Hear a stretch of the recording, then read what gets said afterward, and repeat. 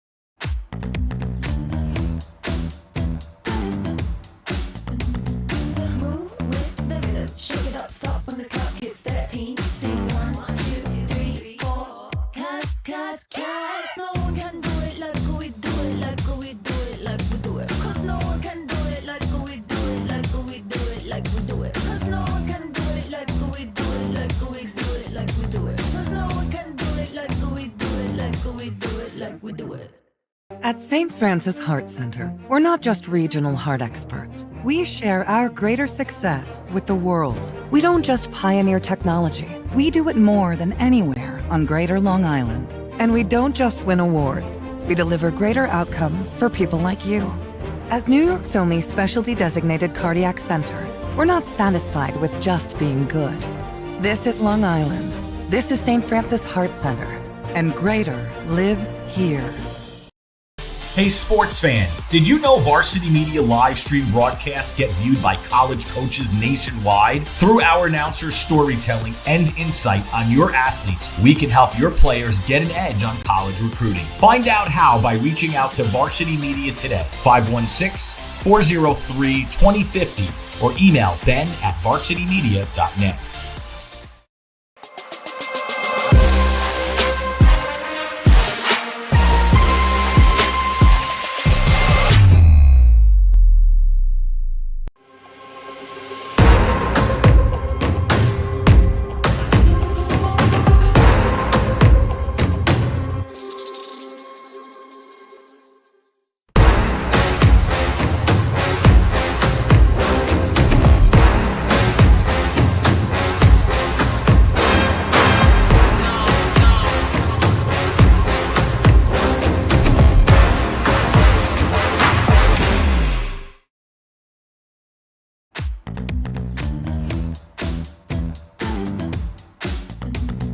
Move with the rhythm. Shake it up, stop when the clock hits 13. Sing 1, 2, 3, 4. Cause no one can do it like we do it, like we do it, like we do it. Cause no one can do it like we do it, like we do it, like we do it. Cause no one can do it like we do it, like we do it, like we do it. Cause no one can do it like we do it, like we do it, like we do it. At St. Francis Heart Center, we're not just regional heart experts. We share our greater success with the world. We don't just pioneer technology. We do it more than anywhere on Greater Long Island. And we don't just win awards. We deliver greater outcomes for people like you. As New York's only specialty designated cardiac center, we're not satisfied with just being good. This is Long Island. This is St. Francis Heart Center. And greater lives here. Hey sports fans, did you know Varsity Media live stream broadcasts get viewed by college coaches nationwide? Through our announcers' storytelling and insight on your athletes, we can help your players get an edge on college recruiting. Find out how by reaching out to Varsity Media today, 516-403-2050, or email ben@varsitymedia.net.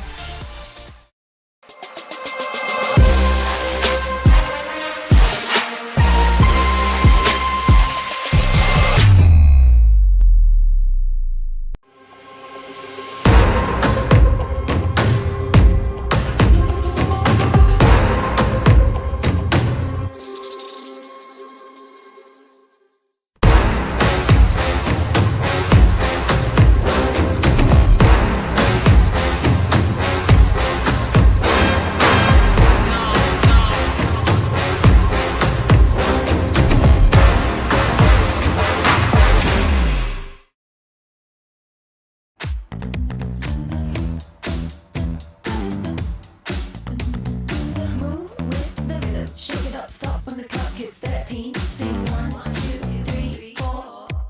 Cause no one can do it like we do it, like we do it, like we do it. Cause no one can do it like we do it, like we do it, like we do it. Cause no one can do it like we do it, like we do it, like we do it. Cause no one can do it like we do it, like we do it, like we do it.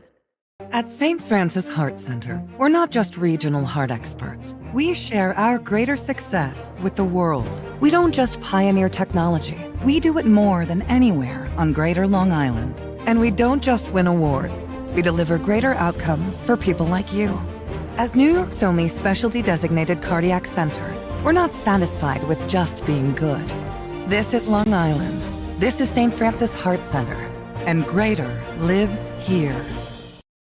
Hey sports fans, did you know Varsity Media live stream broadcasts get viewed by college coaches nationwide? Through our announcers' storytelling and insight on your athletes, we can help your players get an edge on college recruiting. Find out how by reaching out to Varsity Media today, 516-403-2050, or email ben@varsitymedia.net.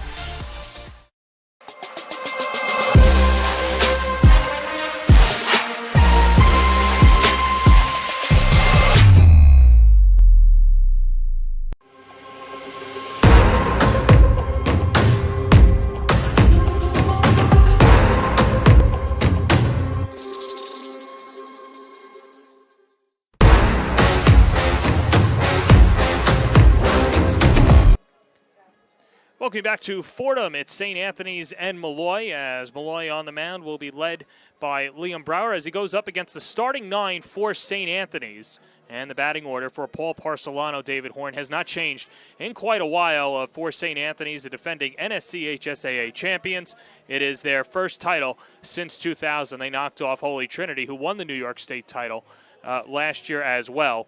And for St. Anthony's, Paul Parcelano with their starting lineup and their batting order as such. It'll be Anthony Carlo along with C.J. Alfano, Phil Mazzola, Alex Bono, along with Adrian Tavares, Kevin Baez, Brendan Howard, Michael Carr, and John Francisco. And he was very laudatory of John Francisco, saying that he played himself into that starting DH role, and boy, has he paid dividends for the Friars this year so far.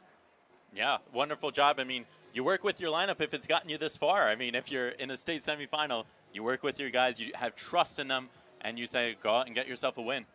Yeah, 100%. And so that is St. Anthony's as they'll go up against the ace for Molloy, only a sophomore, as it will be Liam Brower on the mound for the Stanners. Well, he's not shy from the big games. Although he is a sophomore, he's known to play in these big arenas before. He has great stuff, a good fastball around 84, but he can walk some guys, as you see by the number 6-0 on the year with the 2.02 ERA. Most innings on the team with 45.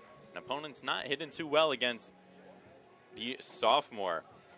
He did pitch against this side before, and he did only give up 1 run, and that was in the first inning. So a strong start for Brower could be good for the Stanners going forward. Yeah, and this is a Stanners team that has played a few Long Island schools this year. Now, they haven't picked up a victory against a Long Island school. They'll have to do so today. But the last time that they played St. Anthony's, you have to go back to April 20th. It was a 5-3 loss out in Melville, the win for St. Anthony's. And for Liam Brower, it's interesting for those non-league games, David, where teams will throw 5 or 6 different arms to give them work. So it's not, yes, it is nice to win. They're not punting on those games whatsoever, but you're not getting a true taste. So this is not the Friar team or the Stanner team that either team saw in April. Yeah, they've definitely come a long way since then. They've gone through the BQ playoffs and the Long Island playoffs respectively, and they both gotten to this stage. Very different sides. Liam ended up going 4 innings last time that these two teams played, and we'll see how long he goes today. We can assume he'll go a long way.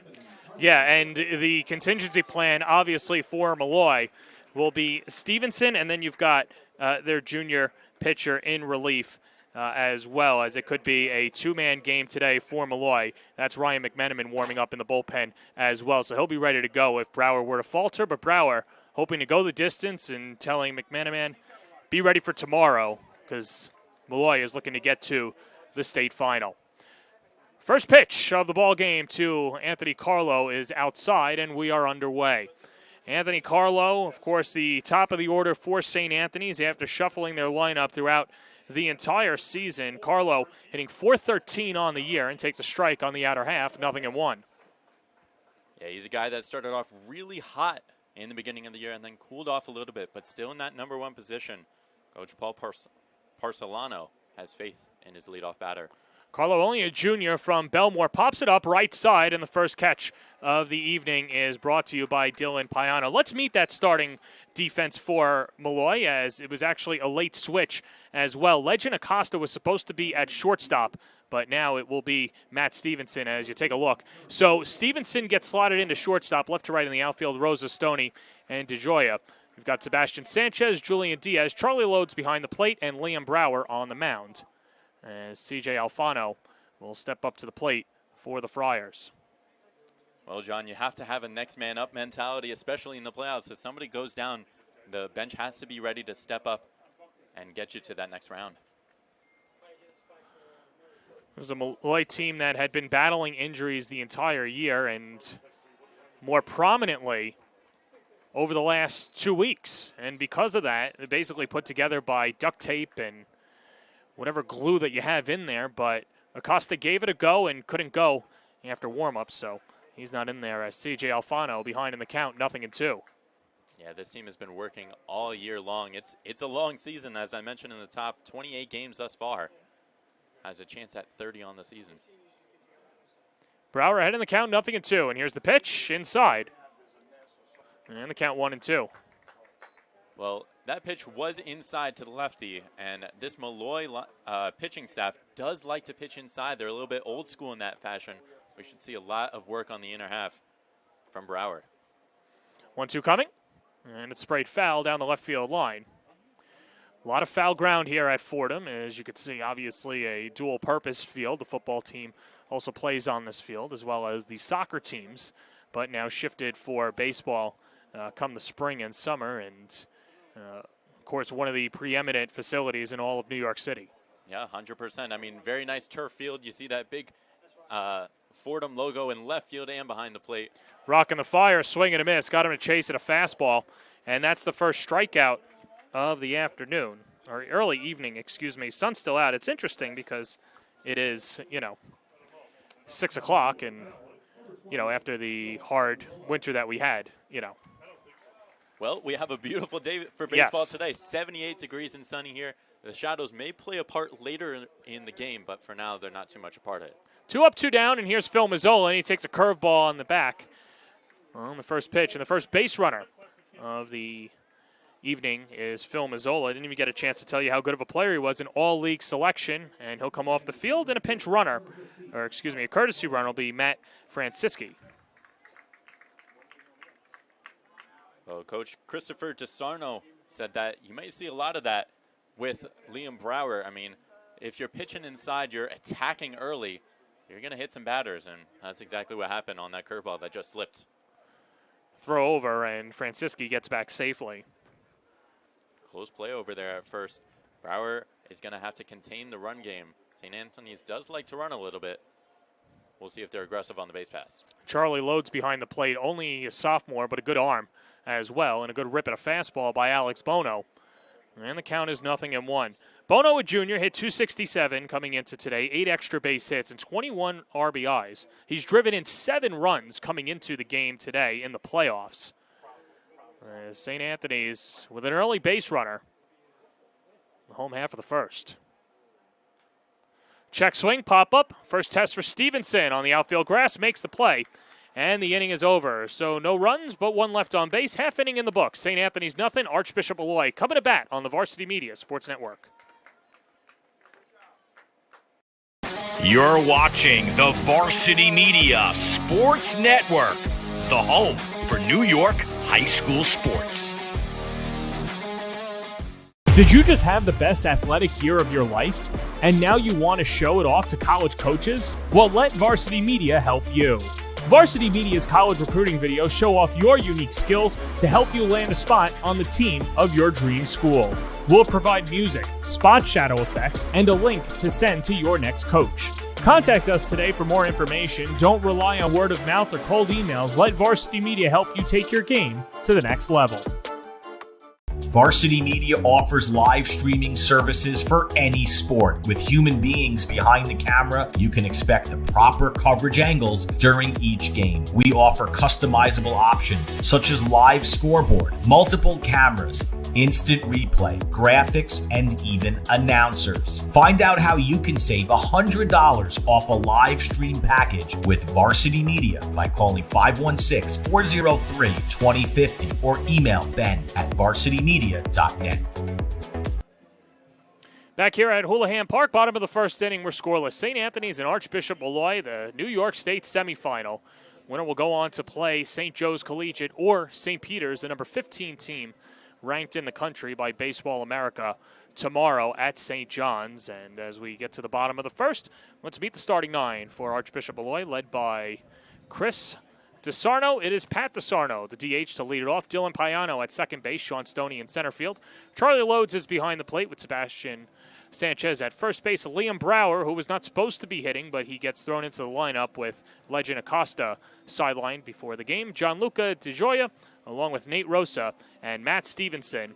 And they'll go up against the ace for the Friars, Luke Coates, who has been unhittable at times this year. The pitcher for St. Anthony's has been exceptional so far, David. Yeah, the junior big righty, 6'3", number 5 right-handed pitcher in New York State. A fantastic pitcher. Complete game shutout in the round against St. John the Baptist in round 1, striking out 7 and not walking a batter. And those numbers speak for themselves. 4-1 on the regular season, a 1.59 ERA. Opponent struggling, hitting 173 against him. But Patrick DeSarno would have the best chance on this Molloy side. Yeah, and DeSarno, UAlbany commit. Fantastic hitter as well, and all-league selection. Takes a fastball high and away for ball 1. DeSarno hitting .446 on the year, 2 home runs, and 25 runs driven in. As you can see, only a junior right now, committed after his freshman season to Albany. That tells you what you need to know about this kid. He's been good from the get-go. Yeah, and he's a player that had an MRI earlier this week on his shoulder, but now in the starting lineup, and not clear to throw, but clear to hit. And his head coach and father, Chris DeSarno, saying that you have to rip him off the field, and it's been a little tough this year corralling him in when he's been playing less than 100%. Yeah, typically the shortstop, and now they're down to their third-string shortstop today. Hasn't played the last 7 or 8 games in the field, but you can't rip Patrick off the field, as you said. You would have been devastated if you couldn't bat and help out this Molloy side. Wave and a miss as Coates blows a fastball by DeSarno, and the count's even at 2-2. Luke Coates is pitching in his first game since May 22nd, when it was a 19-4 victory over St. Dominic, the number 1 seed in the NSCHSAA. The Bayhawks having one of their best years in school history, but losing early to St. Anthony's and losing at Hofstra. Coates in that game went 4 1/3, gave up 4 runs on 6 hits, 3 walks, and 7 strikeouts. 2-2 coming. Check swing. Did he go? And no, this is the first base umpire, and the count is full at 3-2. DeSarno typically likes that first pitch fastball, but if they don't get that first pitch, the head coach, DeSarno as well, has said work deep into counts and try and find yourself with a good pitch. It's a payoff pitch. And fell back to the screen, and Coates, someone that was clocked between 84 and 86 miles per hour this year, and a pitcher that does a good job when his command is on, and he's unhittable, but at times he will pitch to contact, and that's where Malloy, they feel that their speed can compete in this game. Yeah, they're going to have to take a lot of risks today. We might see some more aggressive base runners throughout the game. The Stanners, I mean, they got to get on their horse. They got to get out there.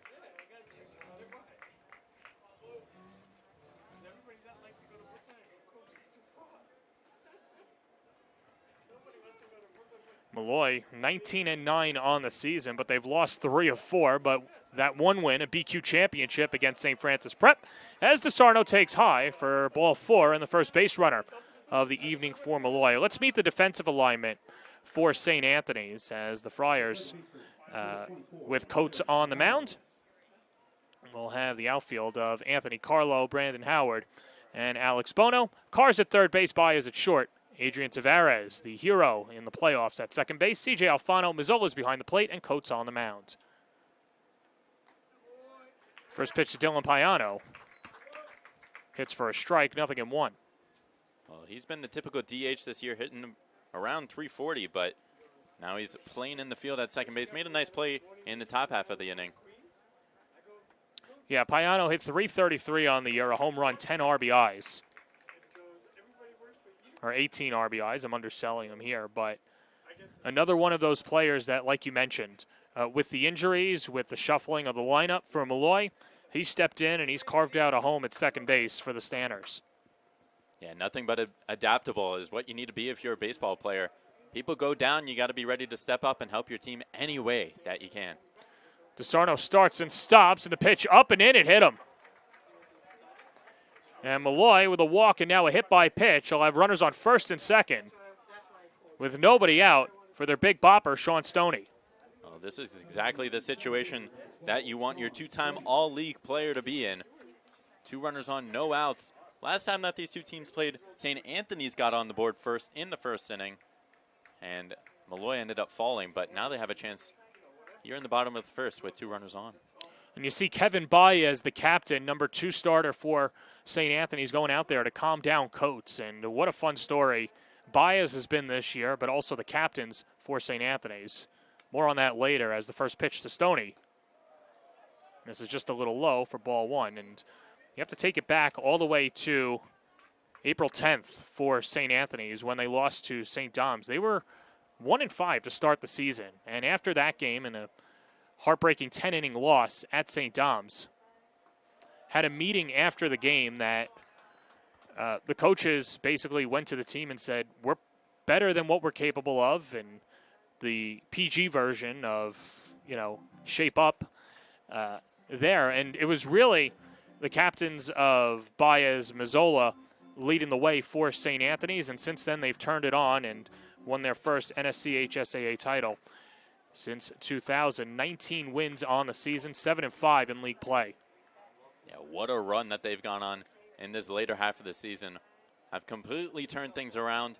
They got a lot of heart in them after that comeback win in the last one. One time called at the plate, and Stoney, the Lincoln commit, he's a senior, headed to the ECC after he graduates in Briarwood.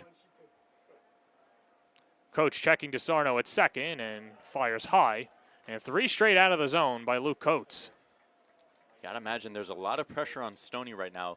The Molloy side does not have a quote-unquote captain, but Stoney would be that player if it were anybody. A lot of players look up to him on this side. Big spot for him in the first inning. 3-0 pitch, and a fastball knocked in. 3-1. Stoney originally the number 1 starting pitcher for the Stanners, but battling elbow injuries the entire year, so just had to play center field. A natural shortstop as well. Comes a 3-1, wave and a miss as Coates blows a fastball by him, and the count's full. Yeah, he wanted that one a little bit inside. If he went with the pitch, might have had a better chance, but tried being the hero there a little too early and swung and missed through it.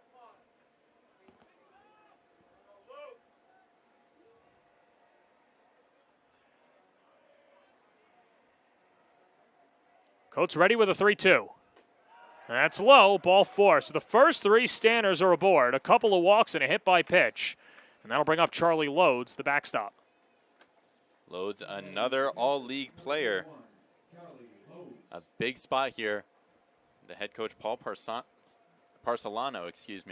coming out to talk to his pitcher. We're going to check that. That's actually going to be Frank Tremarco to try and calm down his pitcher, as well as for Malloy. It has been a season where they've been able to capitalize, and in these tough spots, they've got St. Anthony's against the ropes, and now just trying to calm down their ace, and not the start that you sign up for if you're St. Anthony's, David. Yeah, 100%, but you have to work out of it now. Bases loaded, no outs. We'll see kind of if they want to play corners in, if they want, the middle infield back, trying to turn 2 here, but we'll see how aggressive these 2 teams play. If St. Anthony's is willing to give up a run with Loads up, I mean, it's a tough spot, but we'll see how much grit that Coates has on the mound. Well, going into the second round of the NSCH SAA playoffs, St. Anthony's was rolling. They outscored their final 3 opponents 26-3. Since then, they had that 19-run outburst, but they'll play with their corners up. My point being that they'll exchange a double play for a run, especially here in the first inning with Charlie Loads at the plate. Loads, an all-league selection. And transfer from Chaminade, hitting .321 on the year, 4 extra base hits, and 16 RBIs. Yeah, Loads is coming to his own here for this Molloy side. Kind of started off the season a little shaky, a little nervy, but has found his spot in the backstop and has been sensational since.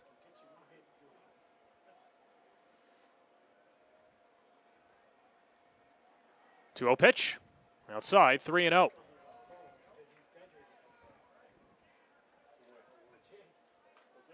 It's going to be a big pitch here. Don't want to walk in a run, but don't want to leave something that Loads could do some damage with. But if I'm Loads here, I'm taking all the way. Yeah, probably someone that usually has the green light, but you're right. And takes the pitch. It's 3-1.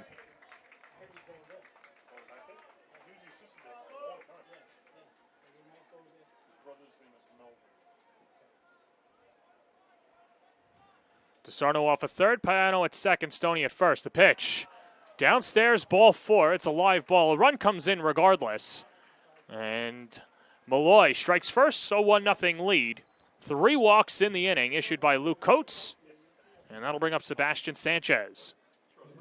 Well, John, I think part of this kind of surprising start to this game for Luke Coates has been, well, he hasn't pitched in a while. It's been 2 weeks kind of since these guys have played, and it's been an extra long while since Coates has been on the mound.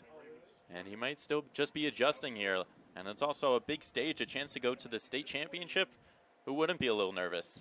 No, you're right. And for St. Anthony's, you try and repeat as many in-game repetitions as you can, but it's never the same. They scrimmage Comac, recent Long Island champions. They're playing for the New York State title as well in the public school division. But either way, not able to ratchet up, a typical game-like atmosphere, especially that playoff atmosphere that they've been feeling the last couple of weeks. 1-0 to Sebastian Sanchez. It's high. 2-0. Trying to overthrow a little bit there. That one rose high because of it. But at this point, you just got to get something over. Hope that your defense can bail you out behind you. Base is full of standers. The 2-0. Cute foul down the right field line. Count 2-1. Yeah, good pitch to get back in the count. Sanchez just fouled it off. Coates is going to have to repeat here with another pitch. See if he tries to jam or if he tries to go outside here. Good hitters count for Molloy and Sebastian Sanchez. The John Jay commit. Curveball, a tie. 3-1.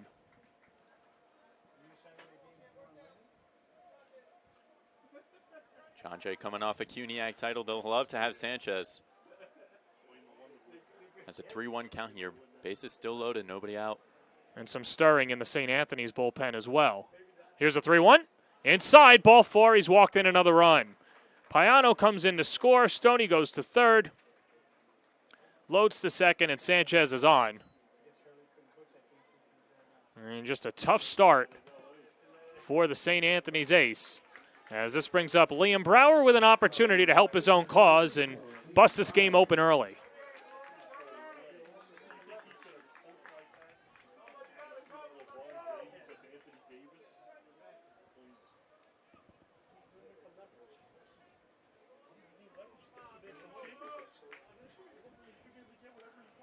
So here's Liam Brower.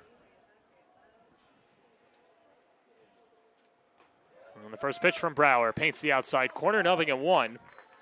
Brower, a two-way player, wasn't expecting to bat today, but Legend Acosta was scratched right before first pitch. Brower hit .297 this year, no extra base hits, but 6 RBIs in limited appearances at the plate. And Coates ahead in the count, 0-2. Well, he's going to have to battle here. Any way to help himself out, he'd love to do it, give himself some more support on the mound.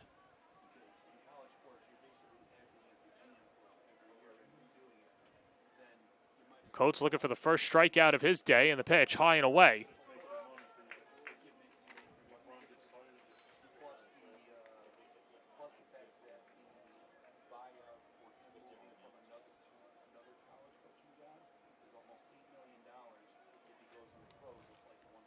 Wind blowing out to right, lights turned on. The pitch outside, 2-2.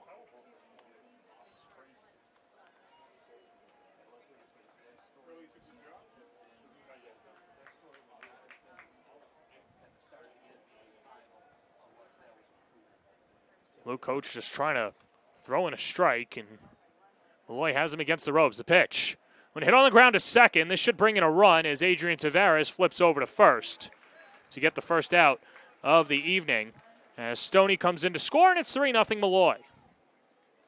Yeah, a little bit of a jam shot there, but hey, any way that you can get in that run, he will take it. A 3-0 game. And there is John Didden. He had the save against Kellenberg earlier in the NSCH SAA playoffs. That was a 3-2 win for St. Anthony's as the Firebirds had the bases loaded with 1 out, and Didden getting 2 huge out. Infield comes in against Giancarlo DeGioia. Spoils the first pitch foul for strike 1.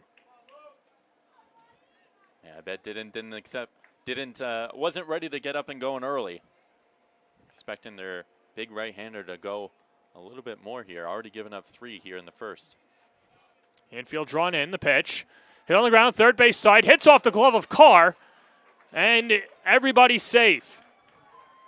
Another run for the Stanners on the E5, and that makes it 4-0 Malloy in the bottom of the first. Well, this St. Anthony side is typically such a great team in the field. Their coach, Paul Parcelano, preached that to us before, but just a mental mistake there. Let's in a run.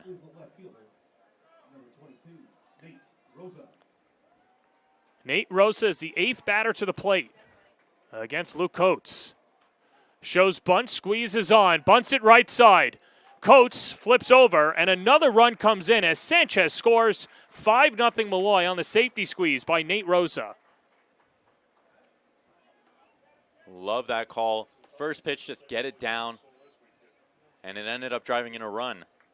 St. Anthony's not necessarily expecting it. Molloy showing that they can do small ball as well. David, you have to also think, how frustrated is this Molloy team in the intersectional final?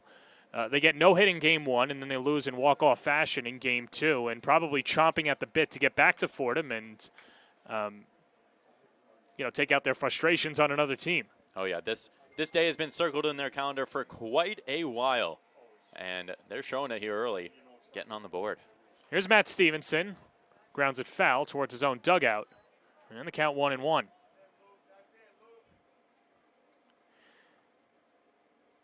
Stevenson, the junior, hitting .200 on the season. 1 extra base hit, 6 RBIs.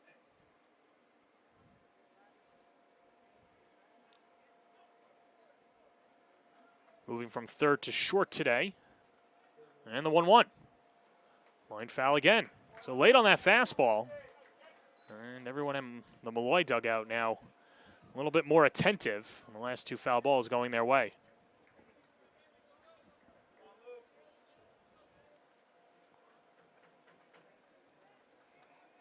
Well, Go ahead. If I'm Coates here, I'm attacking right away. You want to get out of this inning. Get your bats another chance to cut into this lead. Here's a 1-2. In the dirt, runner goes. Throw down to third. Safe. Gianluca DeGioia takes third base. And another run for Molloy, 90 feet away.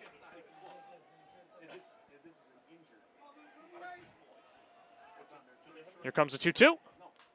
Hit right back to the mound. Coates is up with it and fires to first, and the inning is over. Molloy puts 5 runs on the board. They don't record a hit. We go to the second in the New York State semifinal on the Varsity Media Sports Network. You're watching the Varsity Media Sports Network, the home for New York high school sports.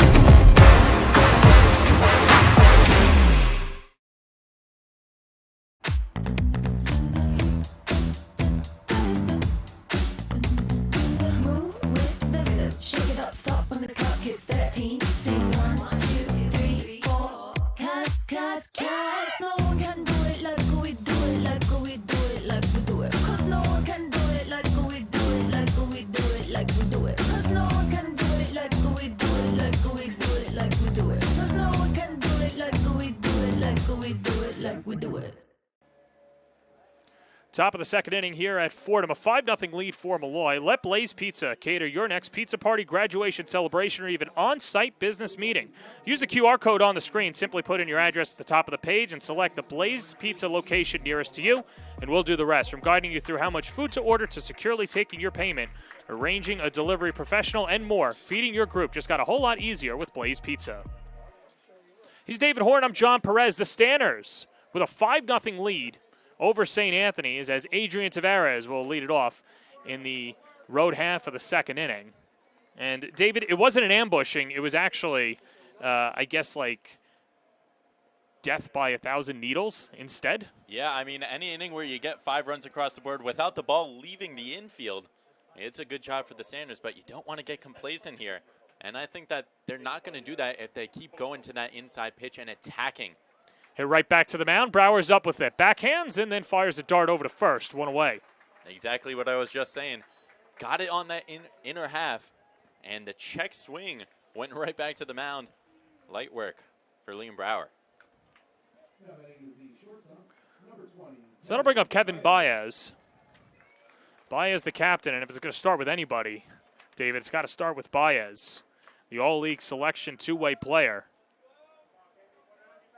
Yeah, 100%. He's been leading this side all season long. 449 on-base percentage, and it's one thing that you see with this St. Anthony's team. They normally average 100 points higher between their batting average and their on-base percentage, and Baez is the same way at 275 as Brower drops a curveball that sits a little low. Count 1-1. Yeah, wanted the call on that one. Got a good snap on that curve. I'll have to watch out for that for the Friars. 1-1 fell back to the screen, and Brower's ahead 1-2.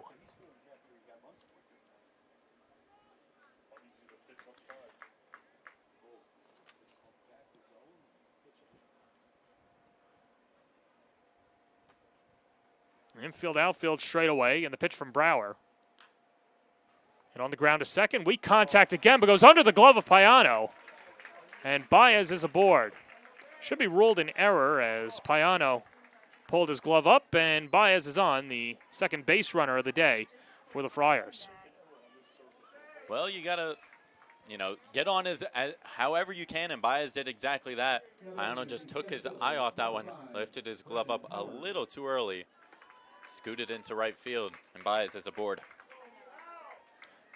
Baez, heck of a playoff run. He's now reached base in every playoff game so far, starting from May 14th to now, and so 7 straight games as that brings up Brendan Howard, the center fielder, and a throw over. And Baez gets back in safely. Yeah, Baez, a good 3-week stretch, and this is exactly the time of the year when you want to be having your good 3-week stretch. Only 5 stolen bases on the season. A good base runner, but not a base stealer. First pitch breaking ball misses, 1-0 to Howard, the senior from West Islip, another captain, someone who was batting leadoff before Anthony Carlo, but moved down to the lower third of the order and has flourished there. 286 on the season with an extra base hit and 5 RBIs. Yeah, when you can try and turn the lineup around any way you can. A good center fielder like Howard is exactly who you want in that spot. Pitch up and in. 2-0.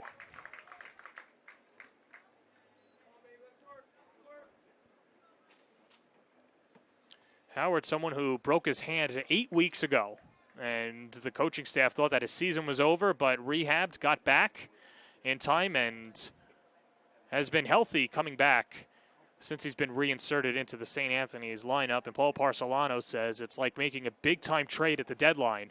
That's what Howard's been so far for the Friars. Anybody who you can get halfway through the year and come back right away, gotta love that. Jam shot foul, and count 2-1. And before that pitch, when Loads went out and talked to his pitcher, I really liked that from him. The sophomore just went out, made sure his pitcher was smiling, and that's so important. You have to remember, this is a high-stakes game. Driven out to right. First opportunity for Gianluca DeGioia. He hauls it in, 2 away.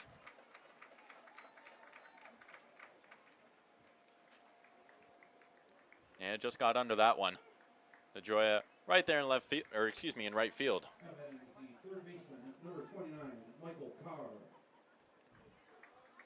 It's always interesting watching these teams play in the playoffs, especially at a neutral, well-rounded field, especially with the way that and the type of field that Molloy plays on. As the first pitch to Michael Carr, poured in for a strike, 0-1, as Molloy, they play around a track over on campus in Briarwood, and a deep right field, a short left field, but a huge wall up there. Although the Green Monster, probably a little taller than that. But my point being that if DeGioia can handle that out in right field in Briarwood, Fordham should be a cinch. Yeah, 100%. I mean, you got a great arm out there. We'll see if the Friars try and test him at some point in this game. But it kind of feels like that in left field with the bleachers out there. It could be, Fordham's version of a Green Monster. We mentioned a dual or a multi-sport facility here. Football, soccer, and baseball, as Baez the runner at first, and another check in. And Baez back safely. Now, Michael Carr, who's at the dish right now, had that mental mistake at third in the last inning. This would be a good chance for him to pick up his confidence at the dish.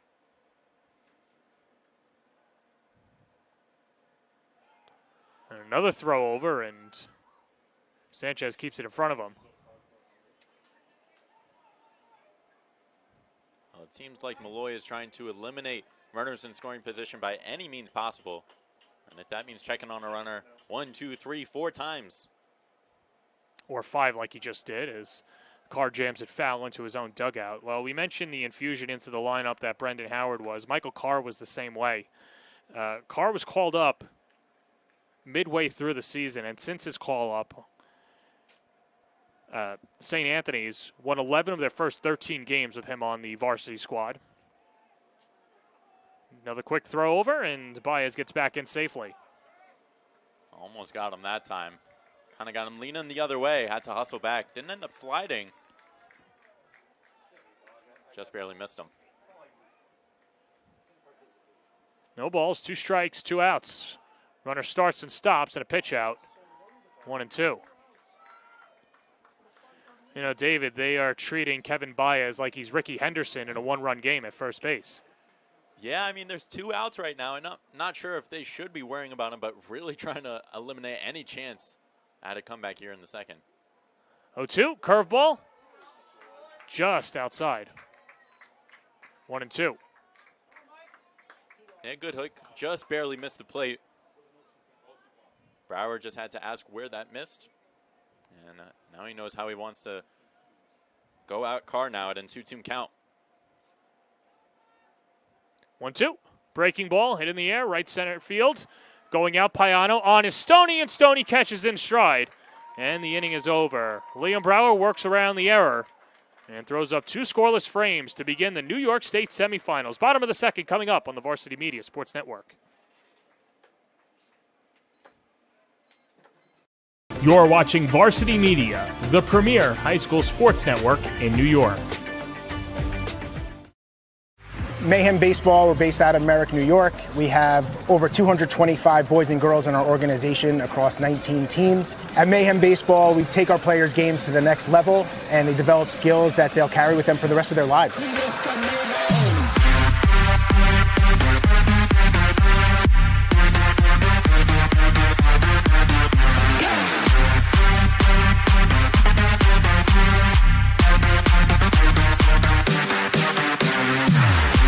I really like our coaches because they put forth general, they put a lot of effort into helping us get better and better every day, every practice, every single game, and all around.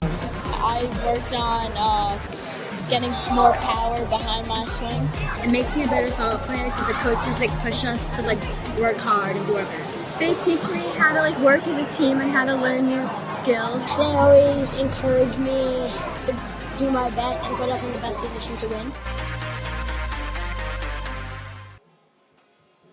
We welcome you back to Fordham University, the scene for the first New York State semifinal. The winner will play the winner of the first game tomorrow at St. John's University. That is St. Joe's Collegiate out of Buffalo against St. Peter's, the defending New York City champion. As Luke Coates back out there for a second inning of work and hoping for a better second frame than the first one, and a swing and a miss at a first pitch fastball.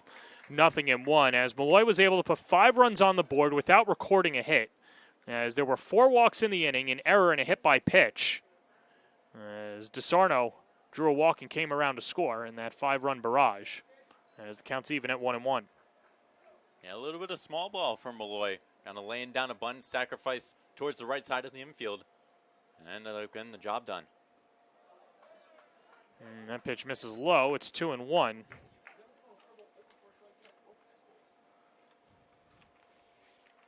Sarno swung at that first pitch fastball. He's an aggressive hitter here, but worked the count in the last one, and he's doing the same here.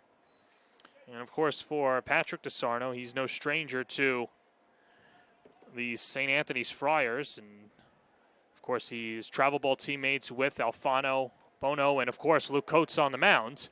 And he draws a second walk in as many appearances. Yeah, you always like winning the battles against, your travel ball teammates, even if it's just a walk, but you do want to get your hits against your teammates in the summer.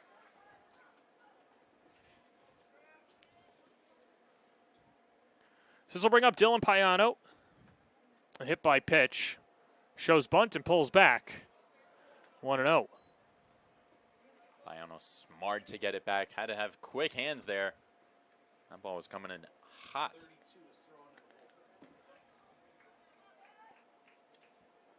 Sarno, good speed off of first, 16 for 17 on the base paths, and starts and stops as Payano takes a strike. 1-1.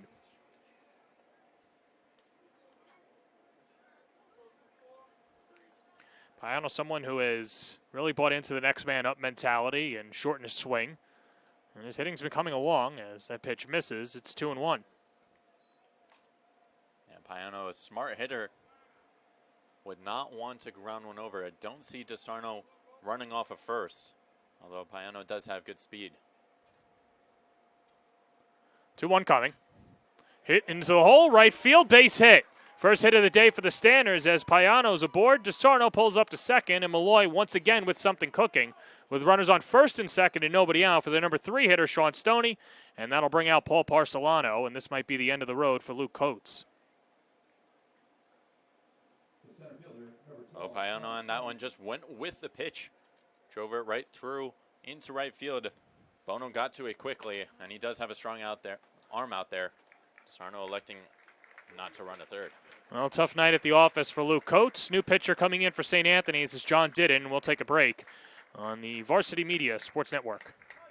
You're watching Varsity Media, the premier high school sports network in New York. Mayhem Baseball, we're based out of Merrick, New York. We have over 225 boys and girls in our organization across 19 teams. At Mayhem Baseball, we take our players' games to the next level, and they develop skills that they'll carry with them for the rest of their lives.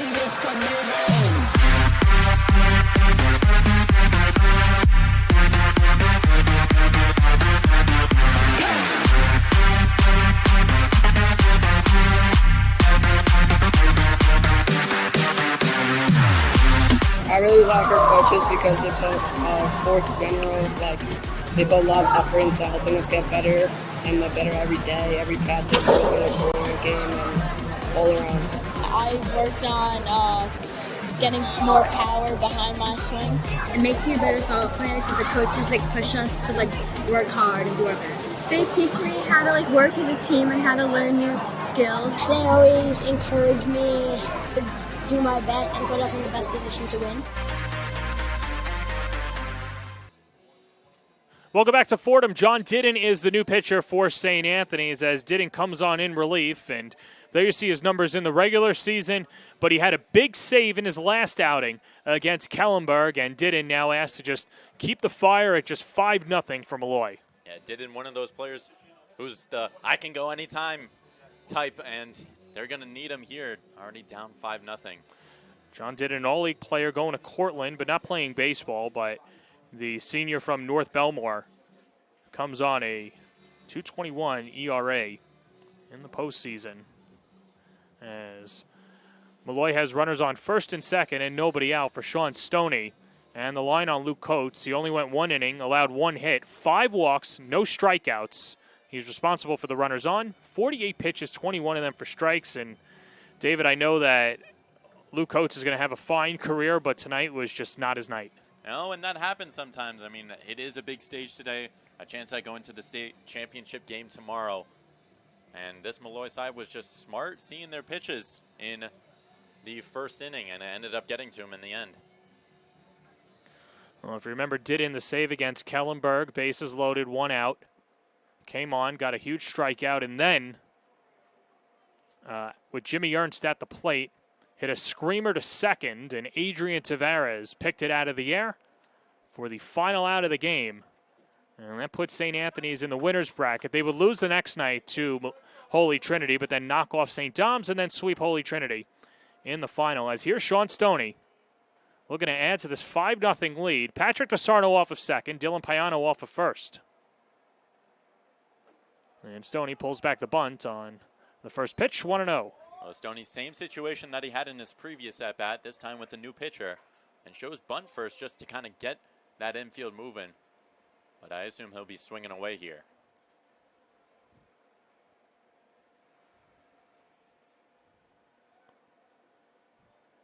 Didden from the belt will check the runners as Alfano comes pinching in. And the bunt is popped up over us, 1-1. Well, an interesting approach from Coach Chris DeSarno, electing to have Stoney bunt here. He is your power hitter and your, number 3 in the lineup with 2 runners on and no outs. We'll see if he shows bunt again. Stoney, a natural shortstop, and lost his job to Pat DeSarno, but didn't complain. And moved to second base and then was moved back in center field and checked his ego at the door and has been all for the team as he gets hit by the pitch. And the base is loaded again for the Stanners with nobody out and Charlie Loads coming up to the plate. Well, kind of same thing going for, John Didden as did with Luke Coates, just struggling with the command, ball running inside a little bit. And another bases loaded opportunity for Charlie Loads. I mean, David, with the way that this game is going, you would have thought that this was an April or March game where pitchers couldn't have command and dealing with it. But it's just been tough sledding for the Friars, who have to bring their infield in again. Loads walked and came around to score in the first and calls time at the plate.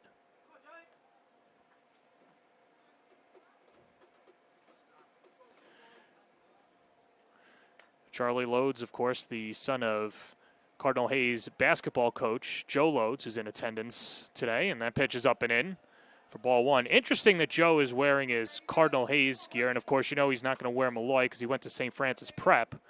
But you would think that, blood is thicker than water, and he'd put it aside, but nope, still a company man. Yeah, you gotta rep your colors, I guess, but still out here to support Charlie. Charlie trying to do something that his father Joe couldn't do this year, is win at Fordham and get to the next round. And he's also, doing the same thing that his brother did. His brother played baseball at Chaminade. Anthony Loads. And he ended up winning a NSCHSAA champion over there. So it's a mouthful, but you'll get used to it. And that was a loaded Chaminade team as well. 2-0. Whacked into right field. It's a base hit. And Malloy's going to add more. DeSarno's in to score. Right behind him is Payano. Load still on his horse. They're going to send in Stoney. It's a bases clearing triple for Charlie Loads. And Molloy has opened it up. 8-0 in the second. Well, he just went out and got that pitch high and away, and he went straight with it. Let's see it again. Well, he's coming around second hard. A little bit of hesitation there. Tested that arm and just got in safely. And he's hype after that one, giving them an 8-0 lead. Yeah, I'd be pretty excited too after that as well. So that closes the door on Luke Coates. 7 runs. And the first pitch behind Sebastian Sanchez for ball 1.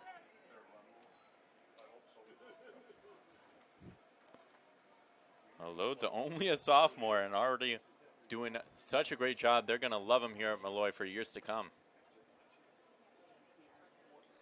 This might also be a team that they talk about for years to come for Malloy. And, of course, the first 3 New York State titles have all been out of the NSCHSAA. Chaminade winning the first one over Iona Prep, and then Holy Trinity knocking off St. Francis of Hamburg.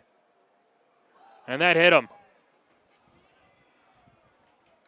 Well, just nothing is going St. Anthony's way today. Just can't find the zone. And another hit by pitch puts runners on the corners. Well, Mama said there'd be days like this, but my goodness. It's just been tough sledding as John Didden only throwing 2 strikes in the 9 pitches that he's hurled so far. Yeah, this St. Anthony side, the mojo is not there right now. They're going to need something if they want a chance at pulling off the comeback. But if anybody were to do it, it would be the St. Anthony side. They have come back before, and they have beaten all the odds. So we shall see what happens going forward. First pitch to Liam Brower. He takes on the inner half, 0-1. And you see that's Luke Abatiello on the left wearing number 1 for St. Anthony's, as well as Ryan Reynolds, the senior, warming up for St. Anthony's. Pitch, pumped foul, right side. Well, in the regular season, the mercy rule is 10 after 5. But then, of course, you'd have to imagine that gets thrown out the window, at least in the NSCHSAA, because St. Anthony's just rolled all over St. Dominic's 19-4.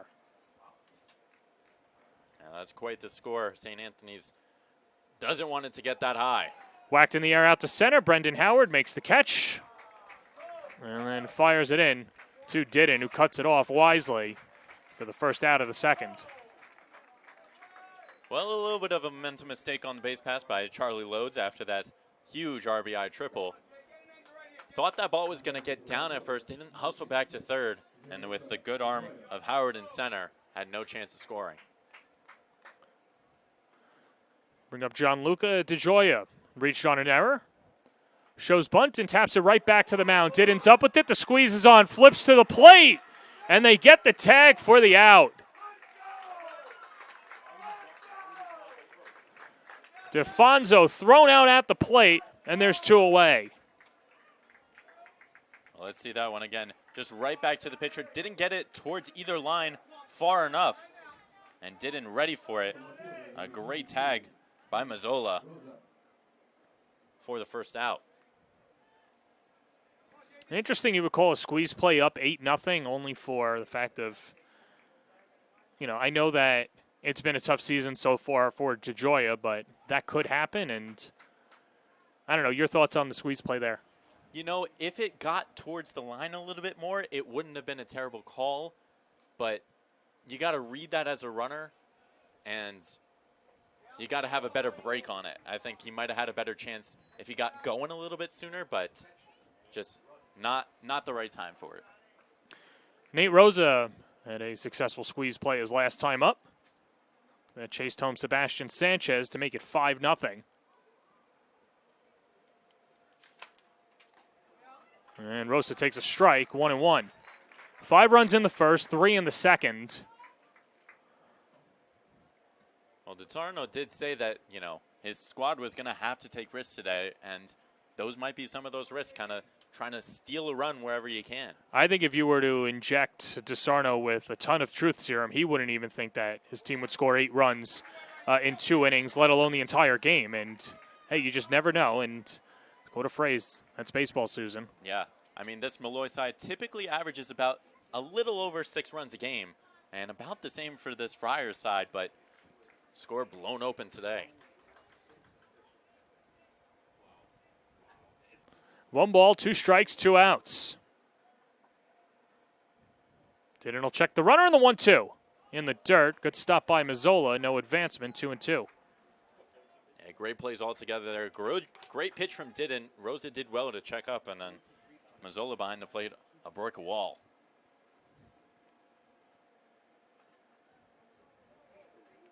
A big backstop behind him. Definitely would have allowed runners to advance. Rosa, a good comeback story this year. Someone who was starting the year off the bench, had a big stretch, good scrimmages, and now thrown into the starting lineup. Here's the 2-2 pitch. Wave and a miss. He struck him out, but Malloy adds on. An 8-0 lead going to the third in the New York State semifinal on the Varsity Media Sports Network.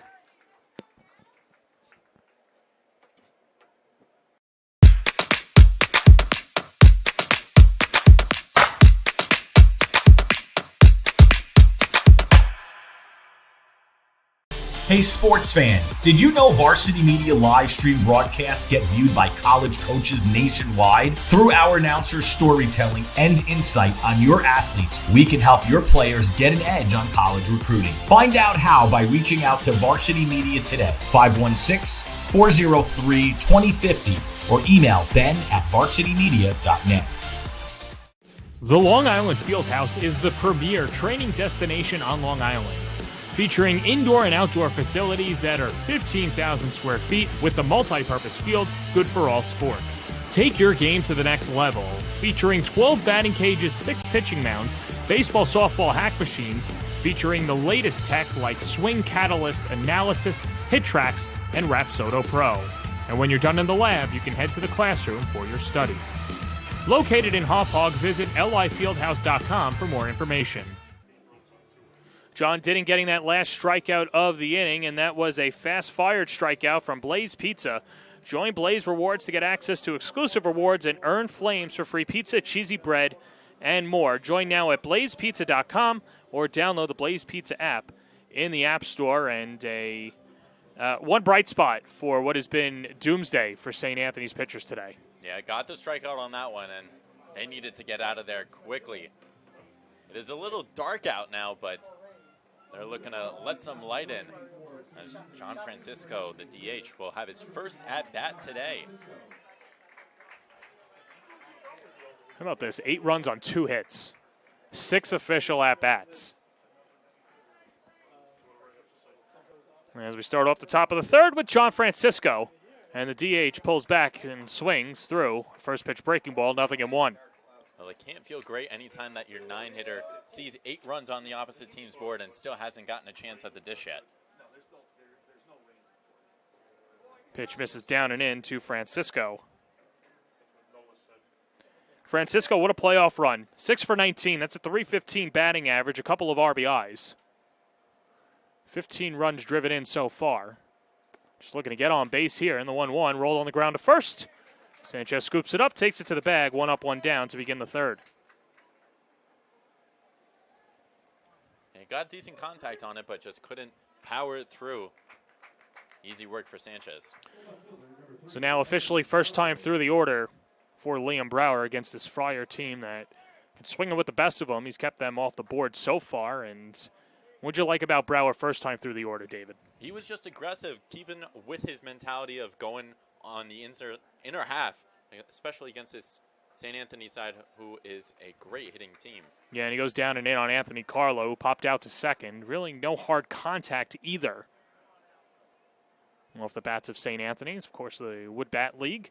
Here's the 0-1. Make it 0-2. And I loved how Charlie Lodes, the catcher for Molloy, he just established that relationship with his pitcher early, kind of went out to talk to him when he was struggling just a little bit and got him right back on track. 0-2 pitch. Up and in. 1-2.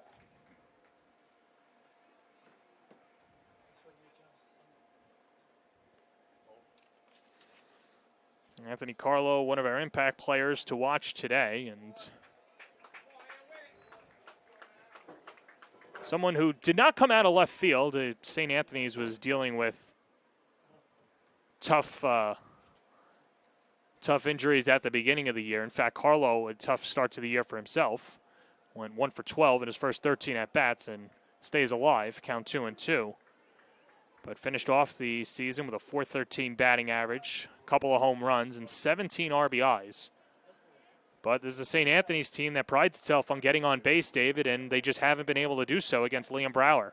Yeah, Brower's been great. He's rolling here. That curveball kind of froze up Carlo, but he's a good hitter, was able to get a piece of it. And that pitch is in there, strike 3 called. As Brower picks up his second K of the day.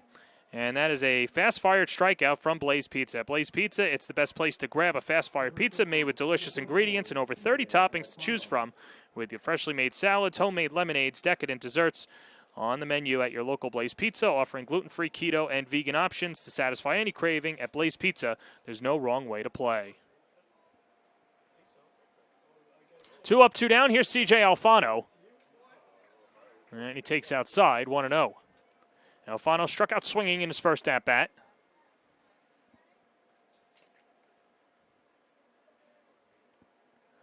Well, if you read all the publications and talk to all the writers around the tri-state area, they all salivate at C.J. Alfano, the #1 ranked first baseman in the class of 2026 by perfect game. In the playoffs, hitting .316 with a home run, a double, and 5 RBIs.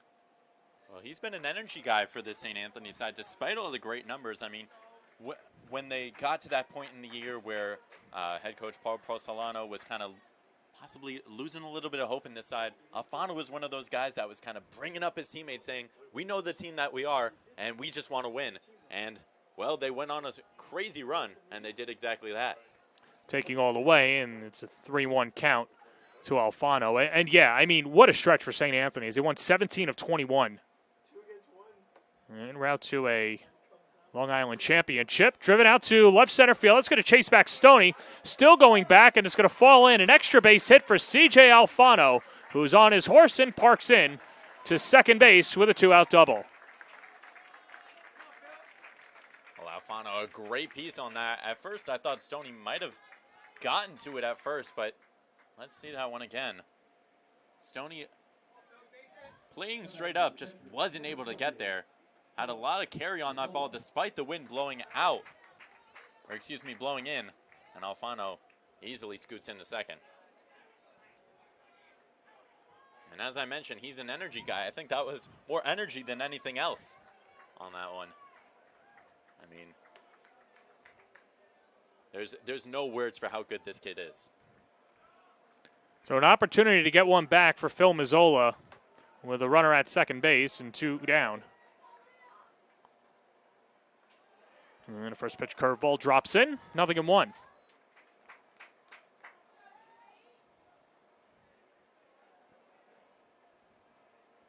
Mazzola was hit by a pitch but stranded at first as Brower was able to get Alex Bono to pop out to end the first inning, and Brower steps off and calls out Loads.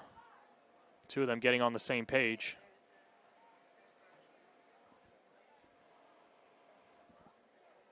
I like this from Loads once again, just checking on his pitcher, making sure he's okay after that big Alfano hit.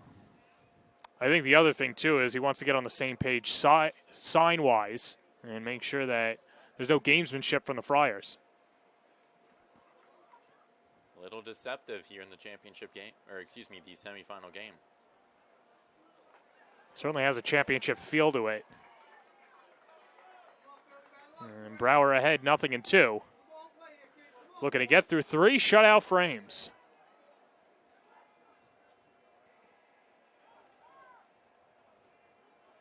Check of Alfano at second. Comes home with the 0-2.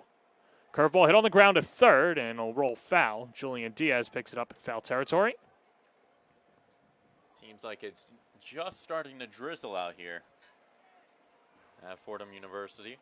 Very dark clouds. It was very sunny at the beginning of the broadcast, but here in New York, the weather is completely unpredictable.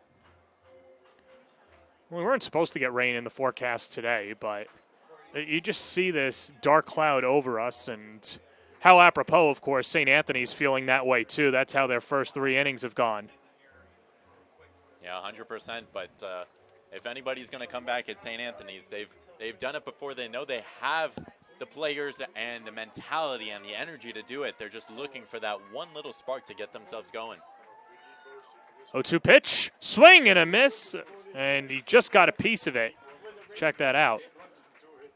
And so the count stays at 0-2, and of course all the weather apps and the forecast just saying it's supposed to be a quick shower.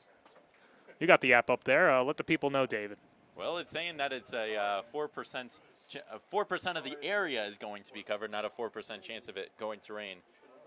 Seems like it should not be around for a while.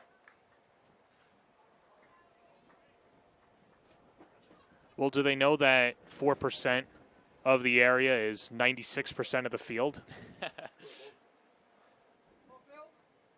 Well, maybe it won't rain, exactly in the right field corner. Well, the wind picking up as well, blowing out to right. Here's the 0-2 pitch inside. Count 1-2.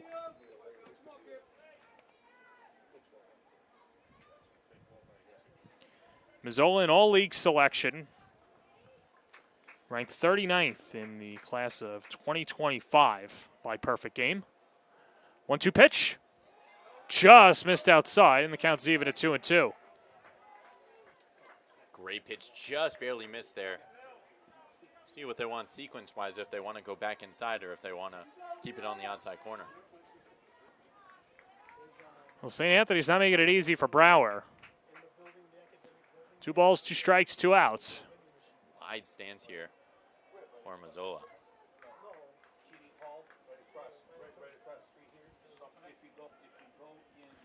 Mazzola, 3-year starter for St. Anthony's.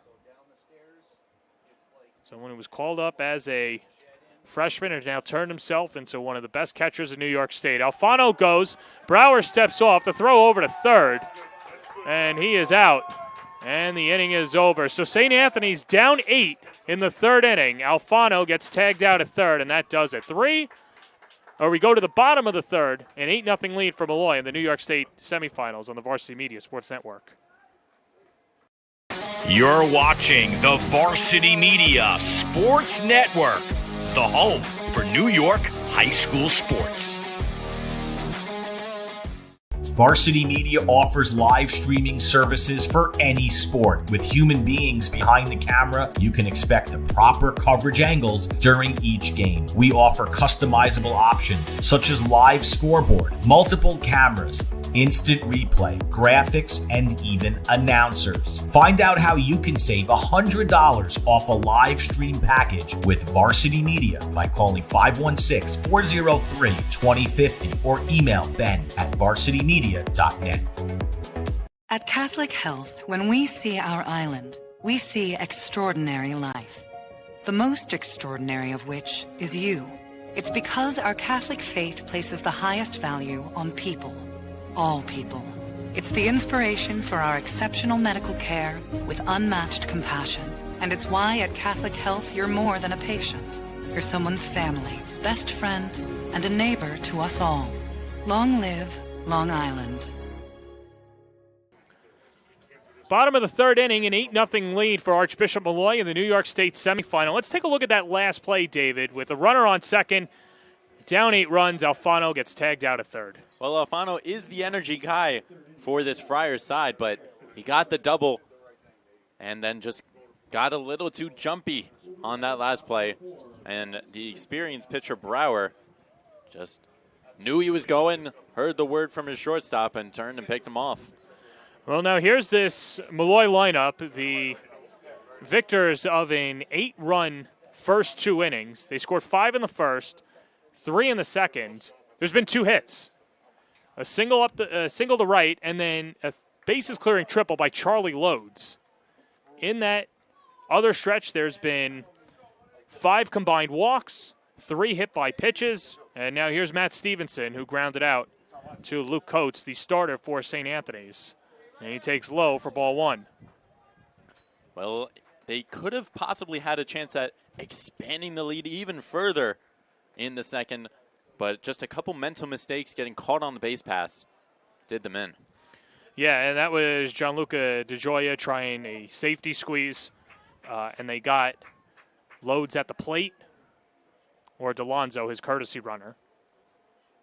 Here's a 2-0 pitch. Inside 3-0.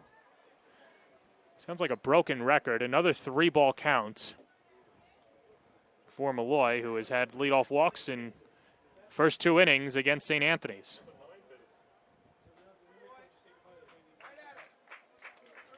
Well, Stevenson was taken all the way there, looking to turn it over to the top of the lineup with Patrick DeSarno, who's already walked twice and scored twice. Stevenson, the junior, fights it foul right side.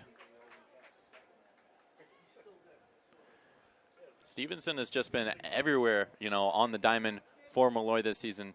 Kind of been put wherever he needs to play, and he'll gladly take it. Yeah, and he was someone that bounced between third base and shortstop.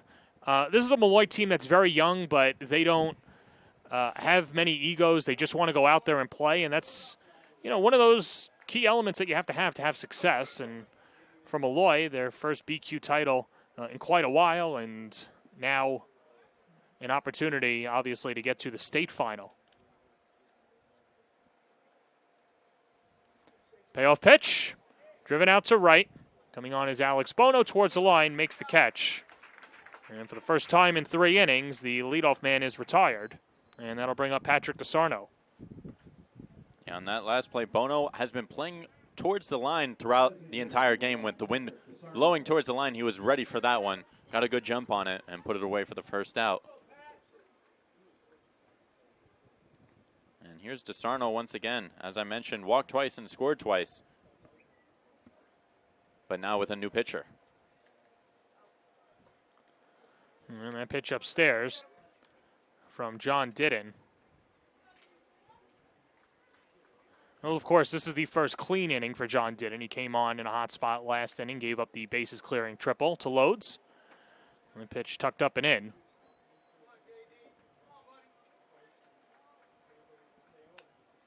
And so the count at 1-1.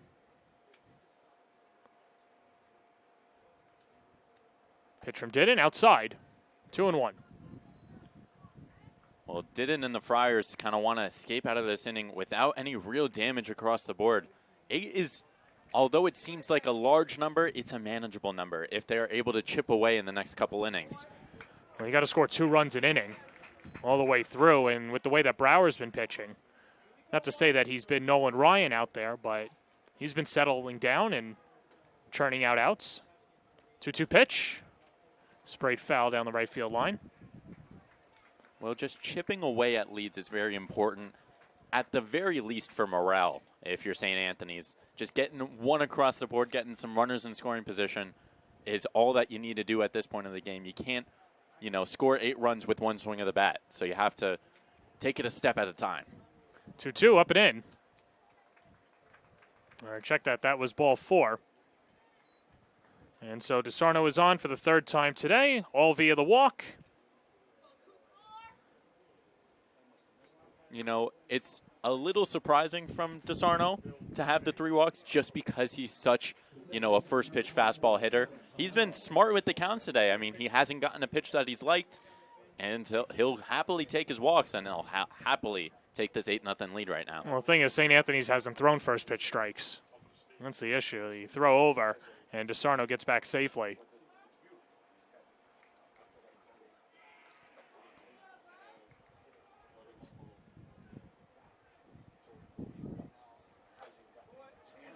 And that first pitch misses again. It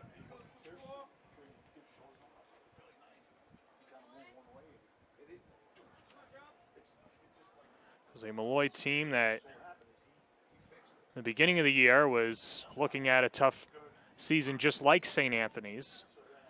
Of course, they, in league play, losing their first 2 league games, and then they took a trip down south to Virginia and readied themselves, and then 3 straight victories against Xaverian McClancy, as well as St. Francis Prep. And that was where Archbishop Molloy was looking at a potential 0-6 start in league play, but then they ended up at 3-3, and they used that to excel. Yeah, that was kind of a turning point in the season for the Standards. They kind of realized, we got something going here. We can really make a run. And then they just bared down and just kept at it throughout the rest of the season, and it's gotten them this far. 2 balls and 1 strike, 1 out. Runner from first goes, pitches up and in. The throw from Mazzola, not in time. It's a stolen base for DeSarno, his 17th of the season.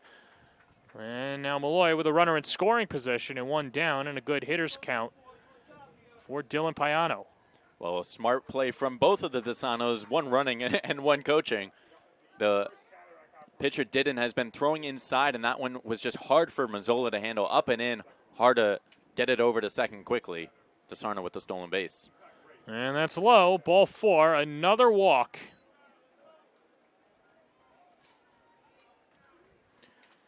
As that's only Didden second, but now 7 walks, 3 hit by pitches. It has just been difficult for St. Anthony's, and now comes their pitching coach again to try and stop the bleeding, especially with Sean Stoney coming up to the plate, who's walked and hit by a pitch. But, I mean, what's the message here, David? You seeing anything mechanical? Is it, I don't know what it is. I think it's mostly a mental and energy kind of thing. These guys are kind of slouching a little bit out there. After Alfano had that double in the previous, in the top half of the inning, I thought, this might be the point where they can kind of turn things around. But then getting picked off is a momentum disruptor. That's what Molloy has been doing a really good job at here in today's game, and it's helped them have this 8-0 lead. But on the mound, their heads just have not been in it. I mean, you can see Didden right now kind of struggling to find the zone. And against the 3-batter, it's not, if he can go at him as hard as he can here, possibly get an out, this might be a point where he can turn his confidence around. Yeah, and it's up to him to get through Stoney and possibly Charlie Lodes. Double play would get St. Anthony's out of the inning, looking to throw up a scoreless frame after giving up 8 through the first 2. First pitch to Sean Stoney is inside, 1-0. Well, Stoney finds himself in the same situation that he did in his previous 2 at-bats. This time, though, there is one out. Runners on first and second in each of these at-bats. But has just been hit by a pitch and walked. I mean, nothing he could do about that. Raising his on-base percentage to over 420. 1-2. Excuse me, the 1-0 is inside, 2-0. Yeah, they've just been attacking inside, and I'm not quite sure if, Molloy is crowding the plate or anything like that. Does not look like it, but just have not been able to find that inner half. 2-0 pitch, that hit him again. Second time that Stoney's been plunked. Porcelano comes out of the dugout, and that does it for Didden. And once again, a new Friar pitcher will come in with the bases loaded and 1 out. And Malloy just looking to tack on. As Didden walks off, and we'll take a break. New pitcher for the Friars when we come back. You're watching Varsity Media, New York's premier high school sports network. Hey parents, how about a bobblehead for your athlete? Bobbleheads are one of the most preferred personalized gift items today, and it's so easy to order. All you need is a photo of your athlete, a model number from our extensive collection of bobbleheads, and the sculpting process begins. 2 proofs are sent for your approval, and once it's approved, in a few weeks, your bobblehead is on the way. It's that simple. Order your bobblehead today by logging into varsitymediapass.com and click catalogs, or call 516-403-2050. Don't forget to subscribe to our YouTube channel for upcoming schedules and content, and on social media at Varsity Media. Ryan Reynolds comes on in relief with the bases loaded and 1 out. As Malloy trying to expand upon this 8-0 lead, and they go to the senior, Ryan Reynolds, who barely pitched this year, but came on and got big time outs in the 4-3 victory over Holy Trinity. And it's where St. Anthony's had to dig into their bullpen, and they captured their first NSCHSAA title in 20 years, as it is the senior right-hander, Reynolds, and a good arsenal at that. Reynolds, a 2.15 ERA, 2-0 on the season in just 7 appearances. Yeah, and that's the thing, too. Like, you look at the pitchers that came in with Reynolds and as well as Abatiello, these are guys that did not pitch so much in the regular season and now called upon in the playoffs, and it's once again next man up, and his job just to keep it 8-0. With Molloy's heart of the order coming up, and especially Charlie Lodes, who's fresh off his bases clearing triple. Well, the approach against Lodes here has to be to throw him low. That last one where he hit the triple down the right field line, it was high and outside. If Lodes is, going with the pitch, get a ground ball, possibly turn to at least get a force out somewhere. Speedy DeSarno at third. And it is Charlie Lodes who takes the first pitch curveball for a strike. 0-1. Lodes walked in the first, came around to score. Bases clearing triple his last time up. Lodes, the sophomore, playing above his years in his last at-bat. And lays off the outside curveball. And the count 1-1. Well, Lodes is a Rockville Center native and, of course, plays travel ball and with a few of these St. Anthony's players. And, of course, starting at Chaminade, it's not like he's unfamiliar with the NSCHSAA. Just didn't get a lot of playing time at Chaminade. 1-1 inside, and the count's 2-1. Yeah, you want to go where you're valued. If he didn't see a future for himself at Chaminade, even though his brother, played over there, you move over to Molloy, and he's been doing sensationally for the Stanners. 2-1. That's low, 3-1. Well, Reynolds started off this at-bat very strong. A first pitch strike is exactly what you want to do coming out of the pen, but since has not been able to find the zone. DeSarno off at third, Payano at second, and Stoney at first. And a 3-1 count to Charlie Lodes. Yeah, baseball runs in the family. His older brother Anthony playing baseball at Williams after being a champion at Chaminade. 3-1. Hit right back to the mound. Come home for one. The return throw to first from Mazzola in time. A 1-2-3 double play keeps Molloy off the board in the third inning. And that'll do it. 3 in the books. 8-0 Molloy. Going to the fourth on the Varsity Media Sports Network. You're watching the Varsity Media Sports Network, the home for New York high school sports. Varsity Media offers live streaming services for any sport. With human beings behind the camera, you can expect the proper coverage angles during each game. We offer customizable options such as live scoreboard, multiple cameras, instant replay, graphics, and even announcers. Find out how you can save $100 off a live stream package with Varsity Media by calling 516-403-2050 or email ben@varsitymedia.net. At Catholic Health, when we see our island, we see extraordinary life. The most extraordinary of which is you. It's because our Catholic faith places the highest value on people. All people. It's the inspiration for our exceptional medical care with unmatched compassion. And it's why at Catholic Health you're more than a patient. You're someone's family, best friend, and a neighbor to us all. Long live Long Island.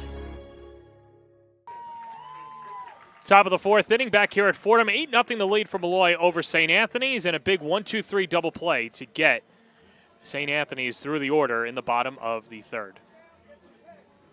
Well, John, in that last play, Reynolds took his time getting home, and Mazzola knew he had to rush it. He fired it over to first to Alfano and barely beat Charlie Lodes. The catcher grounded into the double play, and they were able to evade more runs across the board. It's still an 8-0 game, but it's a little bit more manageable for St. Anthony's, especially with the 3, 4, 5 batters up in the lineup. Yeah, so that does it for John Didden. He also went 2 innings and just gave up the 1 run on 1 hit, 2 walks, and 1 strikeout. 39 pitches, 19 of them for strikes. And I mentioned Mazzola making the play in the bottom of the third. He'll lead off the top of the fourth inning. Mazzola was hit by a pitch his last time up. Attacks the first pitch and grounds it foul, third base side, 0-1. Well, last time he was up, technically, he had a long at-bat, actually, and then C.J. Alfano was caught on the base pass, so he's up again here in the fourth. Yeah, Alfano trying to take third base, down 8-0 in the third inning. Breaking pitch misses, 1-1.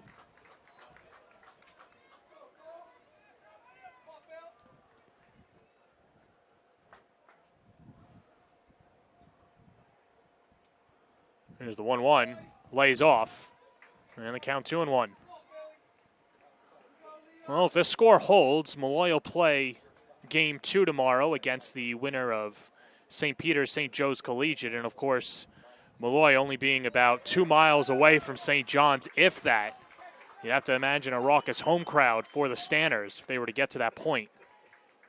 Yeah, it could basically feel like a home game, and that's something that you'd love to have, especially in a game with stakes that high. Which was a fun atmosphere last year, with St. Francis Prep being in the semifinal game too, in the second game, playing, of course, against St. Francis out of Hamburg, who also traveled pretty well. Yeah, it's a bit funny to me that these two teams from Long Island and Queens are playing here in the Bronx. Yeah. And then we're going to Queens tomorrow, so. I'll go wherever the baseball gods take us. 3 balls, 2 strikes, nobody out. And the pitch. And it's grounded foul. And we'll do it again.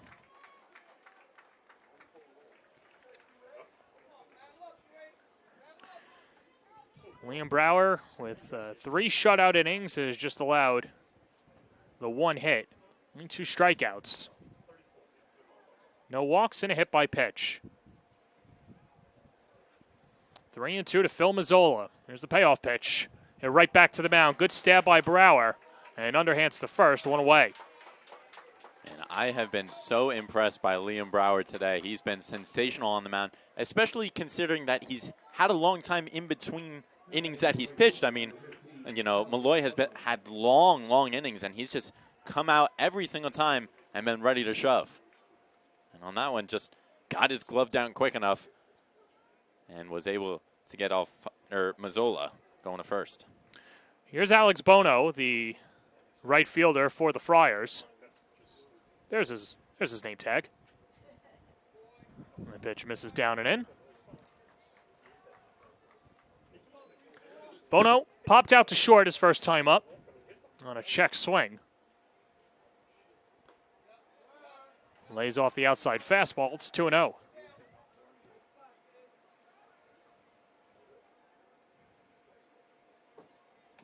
Oh, this guy's a junior right now. Has a great chance at going D1. A lot of schools would be lucky to have him. Well, the count 2-0.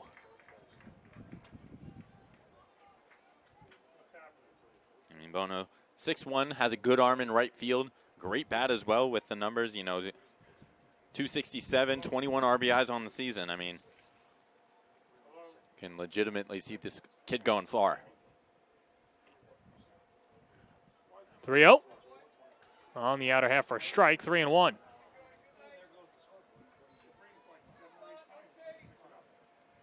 I mean, Brower has just been attacking the zone. He fell behind 3-0. A good comeback pitch there. Slow roller, third base side. Julian Diaz eats it up. Looked like Diaz just didn't have his right footing, didn't want to throw one into right field, and should be an E5, I'd imagine. And we'll see if they give him the infield hit, but either way, St. Anthony's with a runner on first. Well, it looked like to me that Diaz just kind of bobbled it a little bit. He wasn't too quick getting to the ball at first. Let's see it again. Once he got there, he just kind of didn't get the right grip on the ball. And his first baseman, Sanchez, told him to hold up so he didn't want to overthrow anything, allow any free extra bases for the Friars. So ruled a hit, and that brings up Adrian Tavares. Behind in the count, 0-1. Tavares grounded out to Brower's first time up. And we'll see if Brower elects to kind of keep the runner in check. He's been doing a lot of pickoff moves throughout the game. Likes to go home here. Yeah, they gave Kevin Baez the Ricky Henderson treatment his last time up. What was it, 5 throwovers? Yeah. Up 5-0. Yeah, and, you know, with a runner that, you know, has 5 stolen bases on this long 28-game season thus far.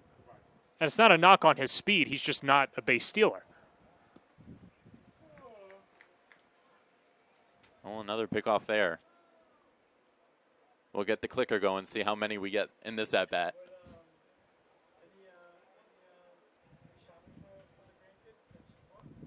Short lead off of first. The 1-1 misses outside. 2-1. Well, I do have to say that for Brower and Loads, I do understand wanting to control the run game, especially when you have this lead, and especially against this Friars side who's been known to come back in games.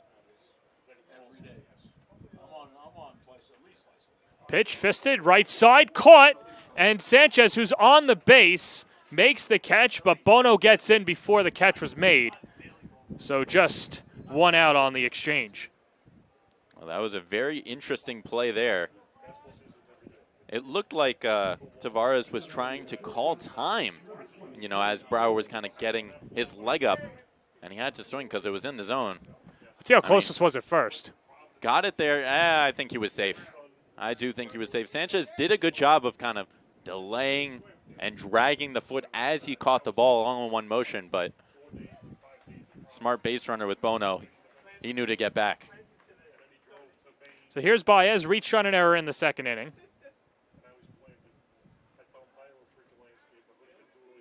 Another pickoff move.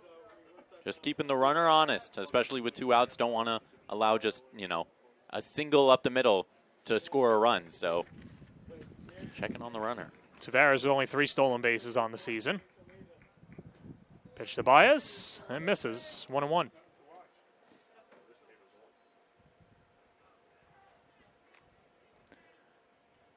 Baez, one of 3 captains, had a good start against Kellenberg, where he went the first 6 innings in that 3-2 victory. Plays a fine shortstop and a good hitter at the plate as well.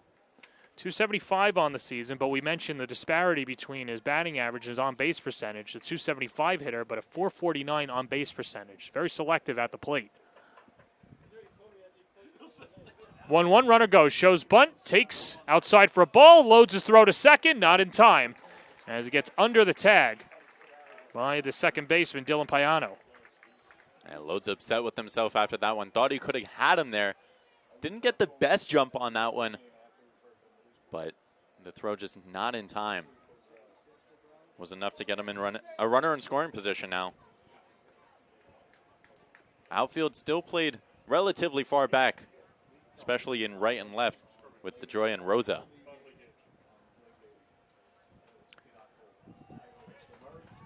And pitch poured in there, and the count's 2-2.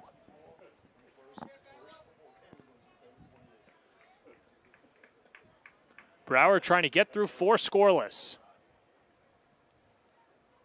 I like how he's been messing with the timing, switching it up.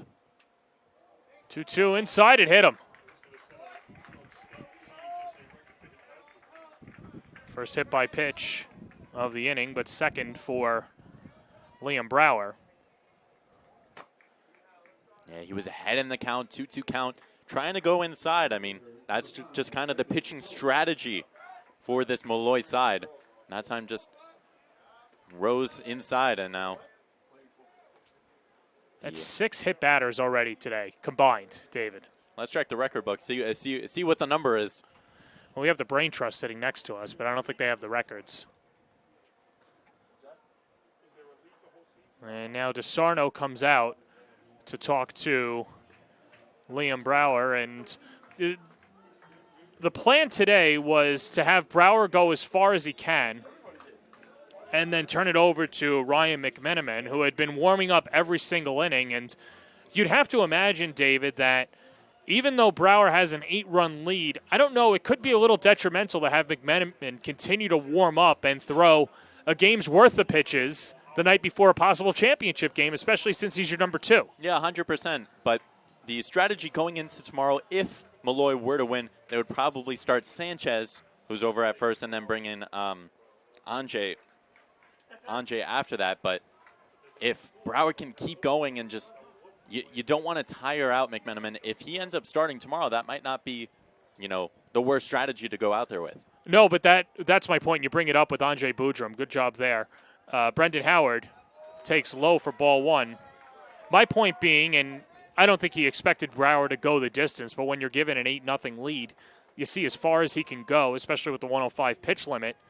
If you could keep McMenamin on the shelf for tomorrow, then you're right. You've got McMenamin, Sanchez, and Boudreaux. Now you've got an extra pitcher, so you can piece it together 3-3-3 that way. But we'll see with McMenamin in those warm-up pitches, and we'll see if they're keeping track of him in the bullpen as well. Not warming up now, but here's a 2-0 count to Brendan Howard as he calls time at the plate. And he went 4 innings last time that he played this St. Anthony side. A lot of at-bats against St. Anthony's. You might not want that going into the later innings, especially with a team that has come back already in the playoffs. Pitch is high. 3-0.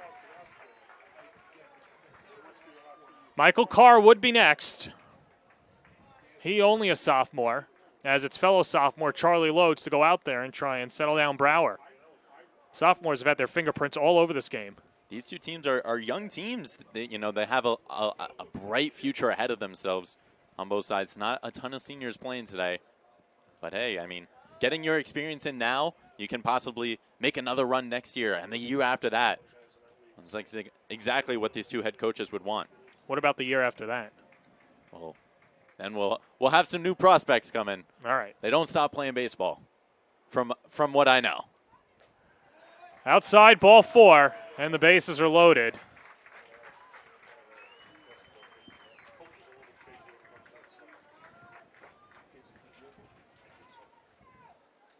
Now, believe it or not, that's only the first walk issued by Molloy. As Bono goes to third, Baez up to second, and Howard on at first. And now Michael Carr with an opportunity to put St. Anthony's on the board. Well, walks would be, the detrimental factor for Molloy. They've escaped thus far, up until now without walks. And if they can't find the zone, it's going to be trouble for the Stanners. And it's proved to be for the Friars on the other side. That mound can be so lonely sometimes, and you know that Brower's going through it. First bit of adversity in this game. 1-0, 1-1. If you remember earlier, Carr had that mistake at third base that kind of booted away and allowed a couple more runs to come in. Just a mental mistake, took his eye off the ball for just a second. He has a chance here to help the Friars inch their way back against the Stanners. 2-1.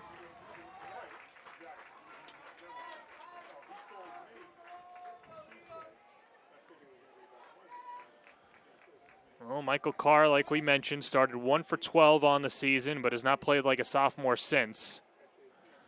And Carr, during the playoffs, slumping, hitting 187, but 3 RBIs. But a chance to throw all those numbers out the window. One swing can cut this lead in half. 2-1 coming. Rolled foul, third base side. And now Brower's a strike away from getting out of it. Yeah, he just got on top of that one. That would have been a good pitch to go with for Carr, but just barely fouled down the third base line.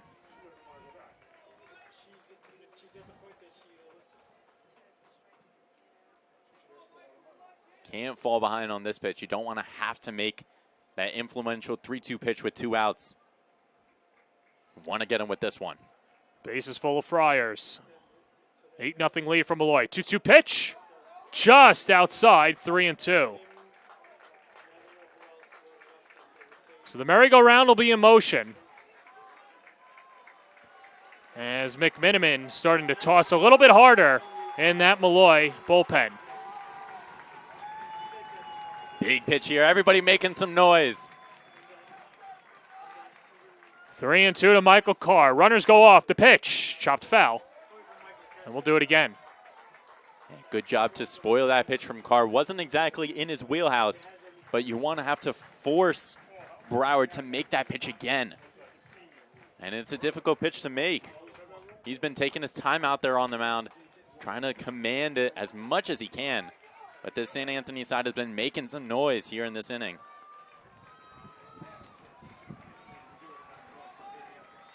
Payoff pitch coming again. Runners go, the pitch. And we do it, it's deja vu all over again.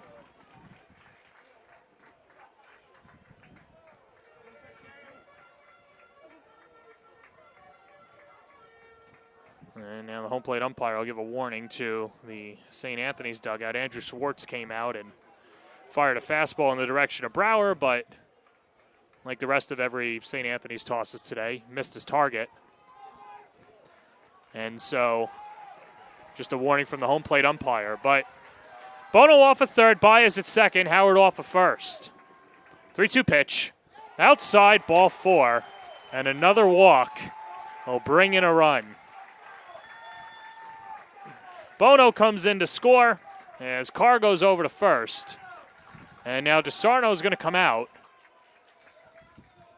Talk to the home plate umpire, and not sure if this is a pitching change or what the discussion, I don't know what you're seeing, David. Yeah, I think that there might have just been a little bit, not necessarily a formal warning, but just kind of a calm down a little bit, stay in the dugout for now. But from Carr, that was the best at-bat for the Friars all game. He worked it to a full count after being down, and then a couple foul balls forcing Brower to make a pitch, and he ended up walking in the first run of the game. St. Anthony's on the board. John Francisco takes a strike, 0-1. Francisco grounded out to first in his only at-bat, 0 for 1. I mean, we've talked about the Friars before and their energetic state. I mean, after a walk, to make it a 7-run ball game, they're still on their feet. And pitch misses. It's 1-1.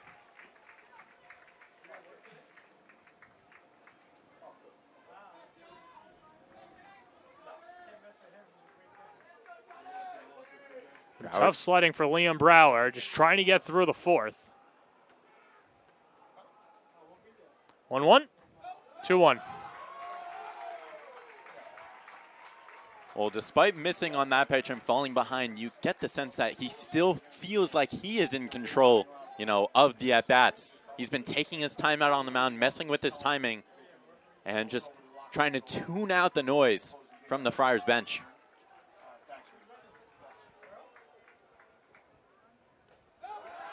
That's high, 3-1. And some frustration from Brower over the strike zone, as he feels he's not missing by much.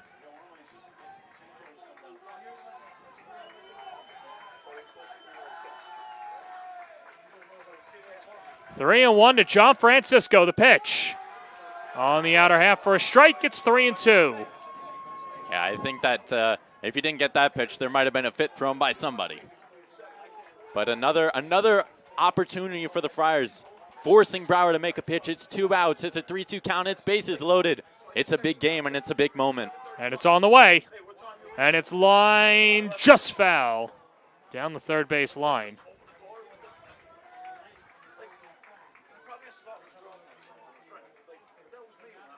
And we'll do it again. Yeah, Brower has to be aggressive here. Just get it over the plate. Get it in the zone. You don't want to walk in another run. Trust your defense behind you. They've been sensational thus far. And you just want to escape out of this inning without anything else on the board. Everybody on the Friar dugout on the top step. 3-2 to Francisco. Runners go, and it's lined foul down the line. The Friars fans have been on their feet as well. Everybody's rising. It's like, oh, is it going to go fair? No, it's foul. Just barely missing, but once again, still forcing Brower to make that pitch. It's hard to do consecutively. He wasn't able to get the job done against Carr. Looking to finish it off against Francisco here. Brower peering in from the sign as the wind blows out to right. Bases full of Friars, an 8-1 lead. The pitch. Skied foul, and the at-bat continues. I mean, this is sensational from Francisco. He's your 9 batter in the lineup. You just want to turn it over to Anthony Carlo, an all-league player, and get a run across the board. He's been having a great at-bat thus far. A couple foul balls. Brower again in this tough spot. Payoff pitch again. And it's driven in the air down the left field line, giving chase as Rosa in foul territory makes the catch. And the inning is over. Liam Brower gets out of it. He leaves the bases loaded, but St. Anthony's drives in a run, as Brower able to walk the tightrope and get out of it. We move on in the New York State semifinals on the Varsity Media Sports Network. You're watching the Varsity Media Sports Network, the home for New York high school sports. Wait. Oh my God! Oh, hello, hi, how are you?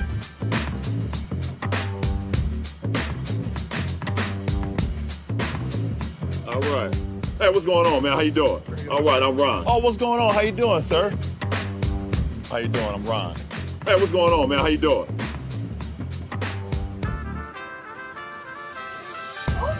Oh, hello, hi, how are you? How you doing? Oh, my God. I'm Ron, nice to meet you. Blaze right now is offering a large shareable pizza here with real ingredients. Not frozen, none of that frozen crust, all right? Right. So I want to show you some beautiful, unique toppings that we have. Artichoke, arugula. Wow. You like that type of stuff? That's for you, all right? Oh, no, I'm Ron. I don't know who LeBron is. Me and you take a selfie. Come on in. Hey, that's Ron. You tell your friends to take you to Blaze Pizza and tell them Ron sent you, okay? All right, put it there. My guy. You even take Ron's hat. That's yours. Oh my God. Well, St. Anthony is at the top step of the dugout trying to spark a rally down 7, but as if winning 4 NBA titles wasn't enough, LeBron James also owns multiple Blaze Pizza franchises. Want to eat like an NBA star? King James is rumored to add 16 different toppings to his pizza, and if that sounds like too much, you can choose just a few of their 35 toppings and scan the QR code with locations in Queens, Hicksville, Bayshore, and Yukon. First pitch misses inside to The leadoff hitter for the Molloy Stanners, Sebastian Sanchez, who was walked and hit by a pitch in his first 2 plate appearances. Well, if we're talking about LeBron, you got to talk about comebacks as well. So we'll see what happens here, but Sanchez, reached in his last 2 at-bats, has not gotten a hit yet. There's a wave and a miss. Word on the street, David Horn, is that you have multiple toppings on your pizza, too. I typically, I'm a chicken bacon ranch guy. That's just me. John, you? Just 3? Just 3. I love the buff check, but I'm a classic, pepperoni, cheese. I'm a basic guy. We're in the Bronx right now. It might be a nice place to go get a slice after the game. Oh, maybe, but we got a ton of Blaze Pizza locations as well, particularly Queens, Fresh Meadows, and Hicksville and Malloy. If they win today, they will be getting a team meal as well from Blaze Pizza. St. Anthony's knows the deal as well. The winner of all 3 games will get Blaze Pizza gift cards. As here's Sebastian Sanchez against Ryan Reynolds in his first clean inning of work. And in there, strike 3 called. And that's the first strikeout for Ryan Reynolds, and 1 away in the home half of the 4th. And you know what? That strikeout there, it's a fast-fired strikeout from Blaze Pizza. You can swing by your local Blaze Pizza or by ordering online or over the phone, and they'll be ready to fire up your perfect pizza for delivery or choose to pick up your order in store. Here's Liam Brower. He's starting pitcher for Malloy. Played with a little bit of fire last inning, putting runners on base. 1 came around to score, but left the bases loaded.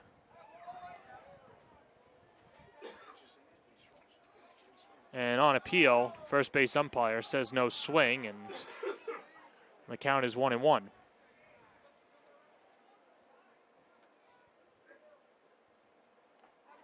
One and two.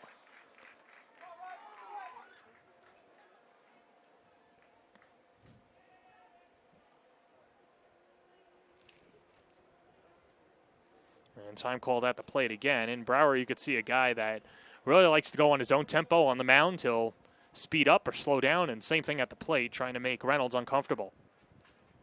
As he lines this one up the middle, Baez picks it out of the air, 2 away. Man, that ball just died off the bat. It looked like it might have had a chance to squeak by into center field, but Baez read it well, came in strong and made the play. 2 set aside, and here's Gianluca DeGioia. Reached on an error and a fielder's choice in 2 at-bats. Well, the first time this game that the Friars have gotten 2 consecutive outs to lead off an inning. They're going to need some scoreless innings from Molloy if they want a chance at coming back in this one. Yeah, 100%. Looking for their second straight goose egg, and there's a strike on the outside corner. Beautiful pitch there. Got a great snap on a late break. Just barely clipped the outside corner. Comes a 1-1. And it's just low, 2-1. Yeah, I like that pitch, though. Going right back to the same pitch. That time a little low, though. Started in the low. 3-1. I think that Reynolds is rushing a little bit there on the mound. Wants to get out of the inning so quickly to let, his team back up at bat, especially after a little bit of momentum that they gained in the last inning. Hitter's pitch upcoming. And misses high, ball 4, so the inning continues. Well, another walk here. Could not escape at this inning. As that brings up Nate Rosa. Remember, Reynolds came on with the bases loaded and 1 out and got a 1-2-3 double play to end the 3rd inning. 8 walks by 3 St. Anthony's Friars. And that pitch misses outside, 1-0.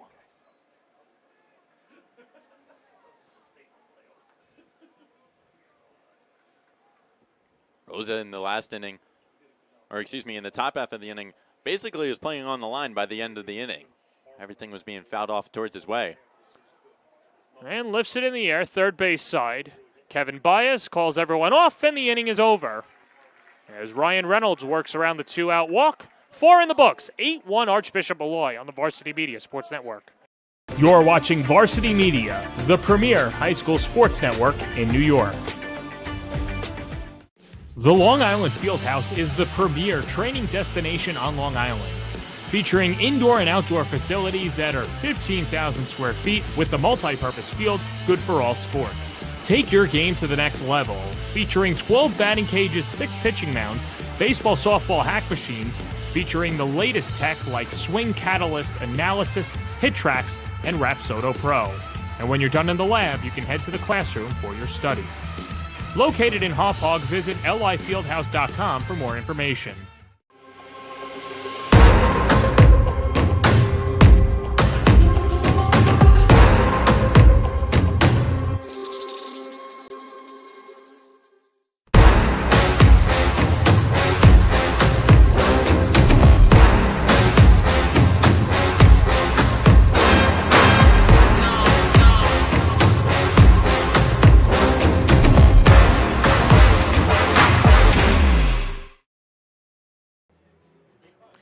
We welcome you back to Fordham University, and the 5th inning is brought to you by ProMet Physical Therapy, who reminds you to make sure that you warm up properly and work out your core stability and before you step onto the field. And if you're unable to get onto the field or court this summer with pain or injury, let ProMet Physical Therapy be your rehab and performance guide. With 3 convenient locations in Manhasset, Glendale, and Briarwood, Queens, just steps from Malloy, ProMet PT are the experts in physical therapy and athletic performance. Are you ready for the ultimate PT and athletic performance experience?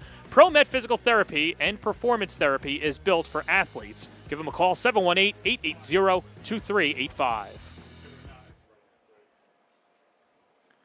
Liam Brower back out on the mound for Molloy. As it'll be the top of the order for the Friars. He's David Horn, I'm John Perez, and that is Anthony Carlo at the plate. A ground out and a strikeout 0 for 2 today against Brower. And the first pitch misses low and away, 1-0. Well, a chance at trying to gain some momentum back. This is exactly who you want up top of the order. Pitch jammed foul into the third base dugout. Although Carlo has struggled in his 2 at-bats thus far against Brower, a third time around may prove to be different.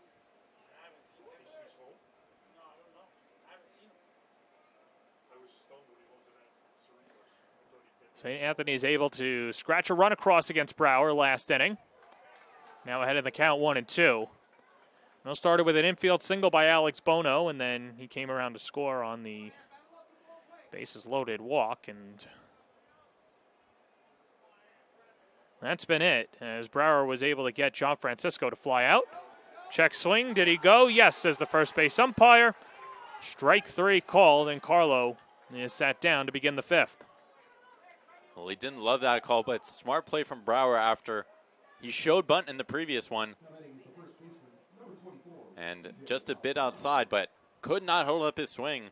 First one down, and that brings up Alfano again. Remember, had the double in his last at-bat. Yeah, and gave it a drive, and you can see what scouts have really liked about Alfano and his approach at the plate. Backdoor curveball hits, 0-1. This will be pitch number 95 for Liam Brower. And it misses down and in, 1-1.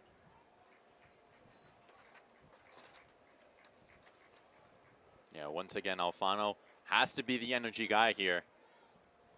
They need him on base.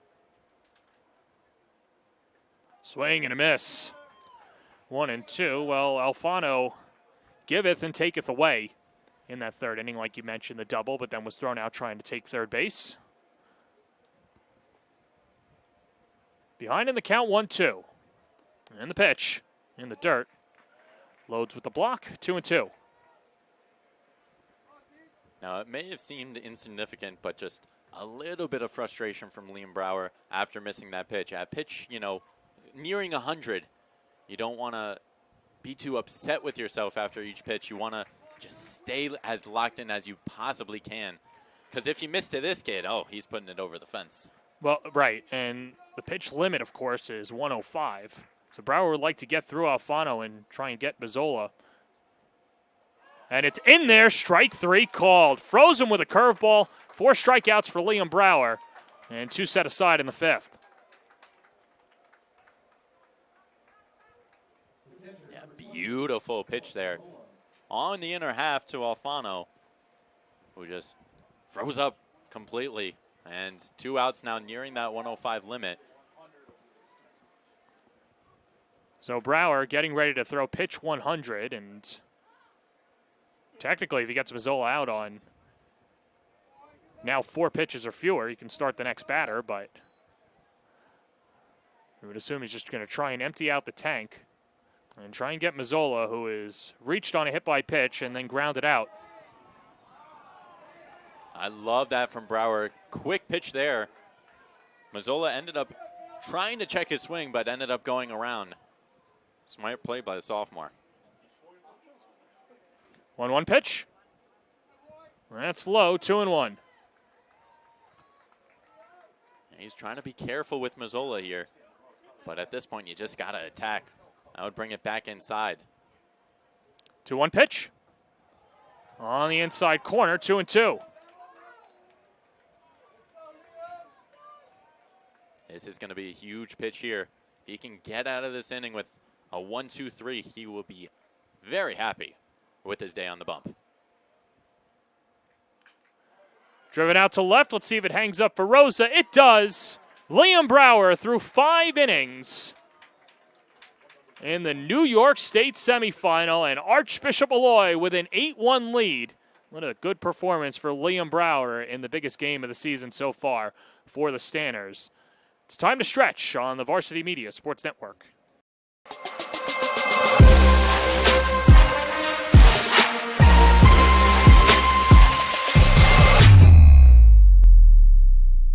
Did you just have the best athletic year of your life, and now you want to show it off to college coaches? Well, let Varsity Media help you.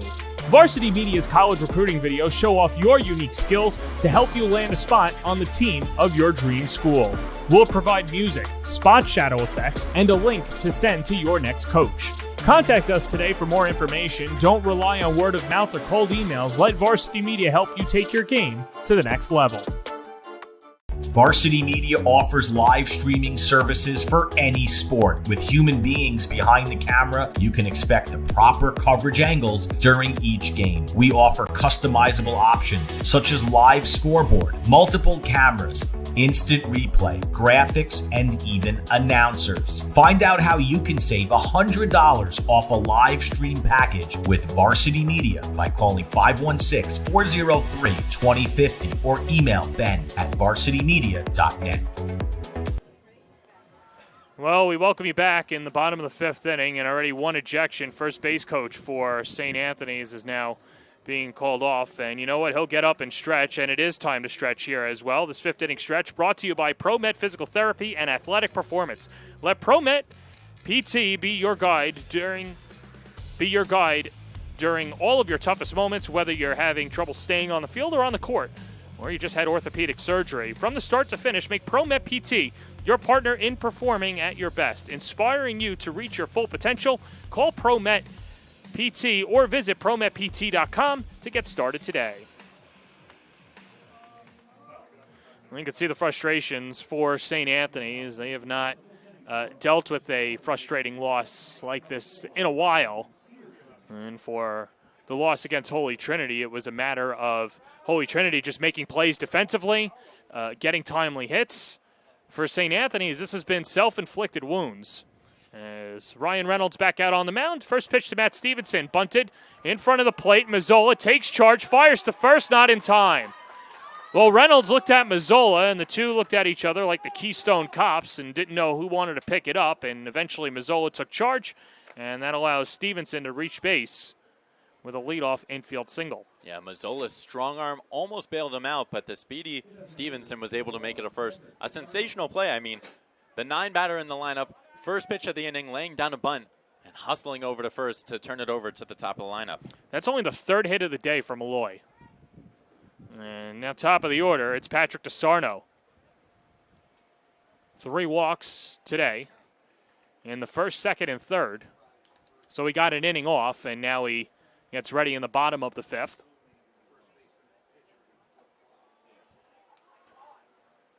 Pitch misses high.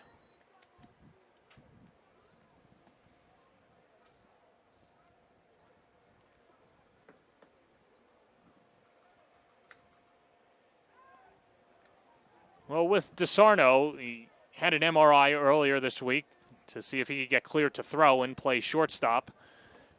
Was not given the okay by the doctors, but with his at-bats too, he hasn't had to swing either.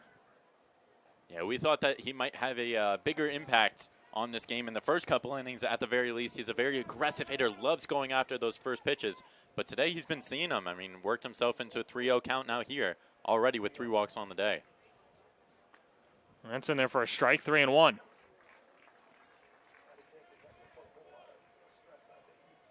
If you're DeSarno, do you sacrifice, you want to swing, you want to get a hit in this huge semifinal game, but you also don't want to, you want to get the walks, you want to get on base as much as you can. But we'll see how aggressive he is here on this 3-2 pitch. Well, he's someone who could protect the plate. All-league selection at 449 coming into today. And skies it in the air out to shallow center field, and it's Baez battling the wind and makes the play. Long way to run for the shortstop. And there's out number 1. Boy, that wind really knocked it down because Howard wasn't playing too deep, but it never got to him out in center field. Yeah, it looked like he was going to have it easily, but then we saw Baez out there, and he was like, oh, I got to get this one because the wind was just taking it, blowing in towards the Molloy dugout on the first base side. Dylan Payano, 1 for 1 on the day, attacks the first pitch, lifts it. Third base side, Mazzola and Carr, and it drops in between the two of them. Well, that's a tough play to make in general up towards the fence, and over here at Fordham, the netting kind of curves in just a little bit, so the angle was a little bit hard. Racing in was Carr, and I believe he called it, but just was not able to make the play. Just another mental mistake. And we'll prolong the at-bat as well.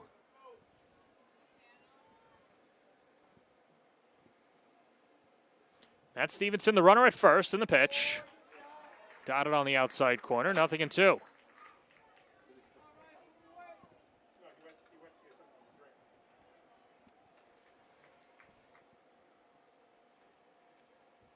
We'll see if he attacks the outside corner here. Runner starts and stops, and then the pitch delivered outside. It's 1-2.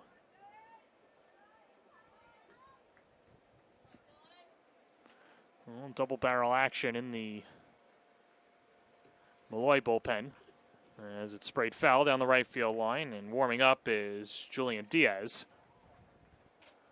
The pinch third baseman, starting third baseman, of course, starting with legend Acosta being scratched before the game. Moments before the game. We'd a have to literal get game time decision. Yeah, we'd have to get a ruling on that because runner starts and stops again, and that pitch is in the dirt. I wonder if Acosta's eligible because the lineups weren't exchanged at the plate. So could he come in? We'll get an answer afterwards from the Brain Trust to our right.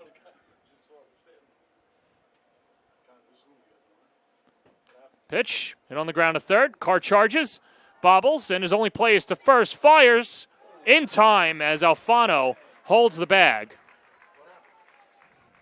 And there's 2 away. That'll allow Stevenson to move up to second.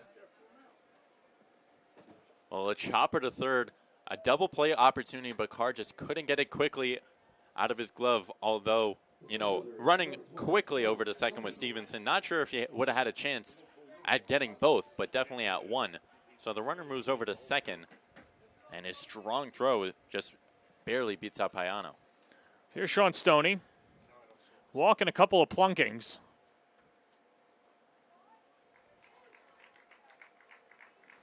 And takes a first pitch strike. 0-1. Well, Stoney's 16 RBIs on the season. Looking to add to it here. Wave and a miss. Pulled a string on a changeup. Count 0-2. be playing D2 baseball for Lincoln University. Yeah, newest members of the ECC. Competitive ECC as well, but it was the Molloy Lions once again winning the conference championship. Lays off a curveball. And the count 1-2. Good job to hold there from Stoney. That pitch does look so appealing when it comes out of the hand, but was able to hold off on it. Extends his at-bat 1-2.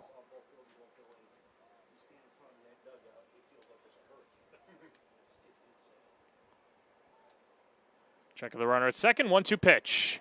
Check swing, he went around, strike 3 called. Ryan Reynolds ends the inning after giving up a leadoff single. We're through 5. 8-1 Archbishop Molloy on the Varsity Media Sports Network. You're watching Varsity Media, New York's high school sports network. The Long Island Fieldhouse is the premier training destination on Long Island, featuring indoor and outdoor facilities that are 15,000 square feet with a multi-purpose field good for all sports. Take your game to the next level, featuring 12 batting cages, 6 pitching mounds, baseball, softball hack machines, featuring the latest tech like Swing Catalyst, Analysis, Hit Tracks, and Rapsodo Pro. And when you're done in the lab, you can head to the classroom for your studies. Located in Hauppauge, visit lifieldhouse.com for more information.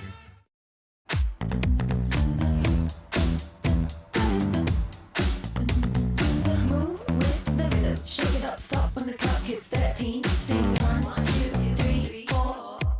Cause no one can do it like we do it, like we do it, like we do it. Cause no one can do it like we do it, like we do it, like we do it. Cause no one can do it like we do it, like we do it, like we do it. Cause no one can do it like we do it, like we do it, like we do it.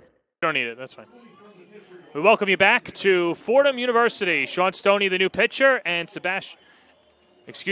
Sebastian Sanchez now on the mound with Liam Brower going to first, as Liam Brower was solid. He went 5 innings, just gave up the 1 run on 2 hits, and walked 2 batters, struck out 4. And now Malloy looking to get the final 6 outs of the afternoon into early evening. Supper time. It's 8 o'clock. Off the arm of Mr. Sebastian Sanchez. Yeah, Sanchez is not a guy who threw a ton in the regular season, but came up big in the BQ playoffs, where he came in 5 innings of relief in the championship game against St. Francis Prep. Yep. Yeah, and here is the road to a championship for Archbishop Molloy, that BQ title, and they're looking to go back to St. John's tomorrow, and they're sitting pretty. But what a banner year it was for Molloy this year, a team that's very young, but could potentially be they and St. Francis Prep, 2 of the top teams in New York City for years to come. Yeah, it'll be exciting to see kind of where both programs go, kind of if they get a lot of new players coming in, or just how the current players are going to evolve and just get even better with time. Alex Bono leads off the 6th inning.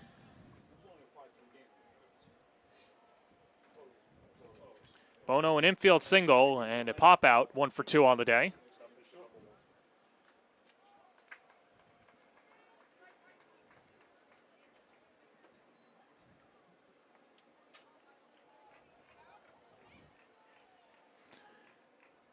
Molloy put 5 runs on the board in the first inning, 3 runs in the second. The big blow coming from Charlie Loads. Bases clearing triple in the second inning.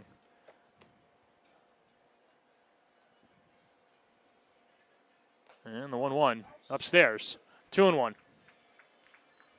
Sanchez committed to play baseball at John Jay next year. And he'd be great at that first base position. Santo Anzalone, who won championship MVP, probably will move behind the dish.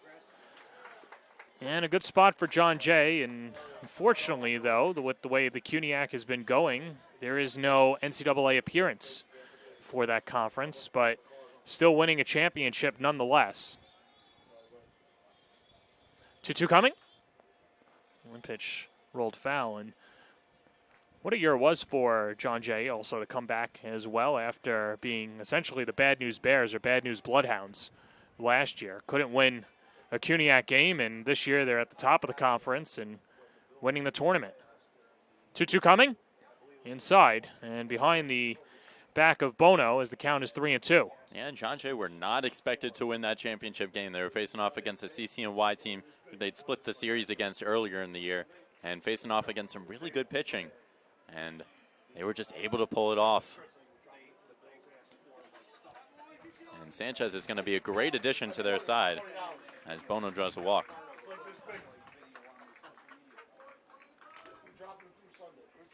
Third walk issued by Molloy's pitching, and that'll bring up Adrian Tavares.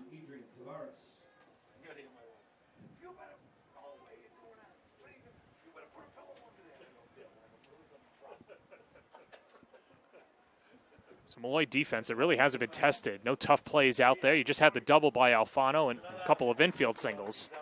I mean, yeah, the pitching has been sensational. I mean, Archbishop Molloy did end up hiring a new pitching coach recently, Mike Condell, and he's just brought new ideas all over the place, and the kids have been loving them. You didn't even mention the biggest piece that he brought to the Molloy team as well. Well, we might see it later if Malloy can bring this off. They have a huge Archbishop Molloy chain that the players wear for the player of the game after a game, and it's just brought the team's morale up. They play a little harder, and they've just been loving the new atmosphere here in Queens.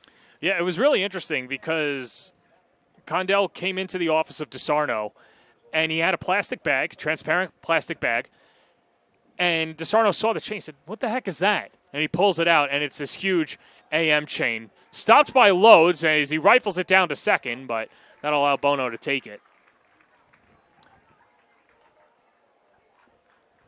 Boy, how about the arm of Loads? Only a sophomore, and I don't think he was going to throw out Bono regardless, but still a quick dart down to second. Yeah, and a great scoop by Stevenson over at short.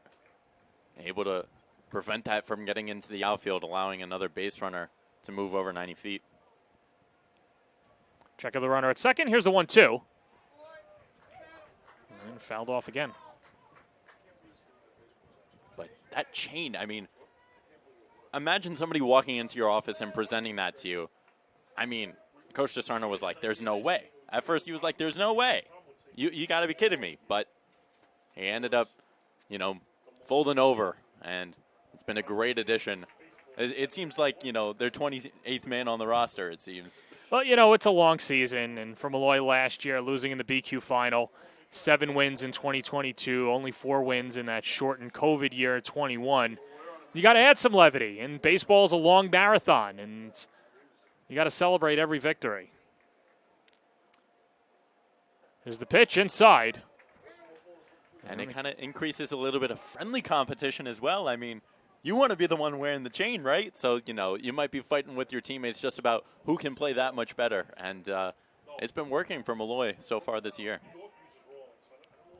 I think you mentioned Kellenberg as one of the teams that had, I don't know if it was a helmet or what it is. You mentioned a championship belt, like WWE style. There's a swing and a miss. And down goes Tavares for the first out. So that would be your choice, like if you were running a team and had to give out, because I always like the New York Rangers Broadway hat as a fedora. My wife and everyone else tells me stay away from the fedoras, but I do like them. I don't know. What do you think? I think it kind of depends on the team as well. I think you got to adapt it. If the chain works for Molloy, the chain works, and you use that. If the belt works, go with that. If it's something bedazzled, go with it. I mean, I'm asking you if there's 25 Dave Horns in the dugout. As long as I'm the one getting it at the end of the game, it doesn't matter to me. All right. Here's Kevin Baez, El Capitan. Reached on an error and was hit by a pitch. Stranded at third in the 4th inning. That's when St. Anthony's loaded the bases, pushed a run across against Liam Brower. Starter who went 5 innings for Molloy. Bono off of second, and then Sanchez checks in, says hello, and we'll go back to the rubber.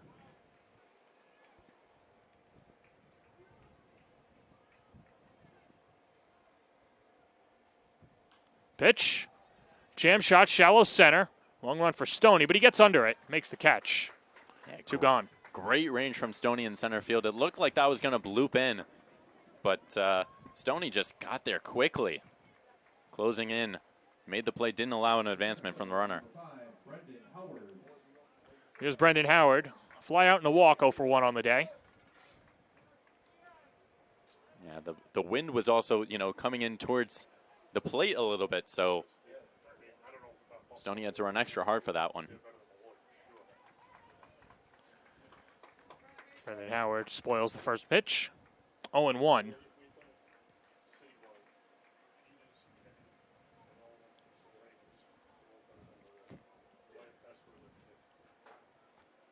We mentioned at the top of the broadcast, since the state final was introduced 3 seasons ago, it's been 2 teams from the NSC HSAA that was the last team standing. Chaminade winning the first one, and then Holy Trinity winning last year.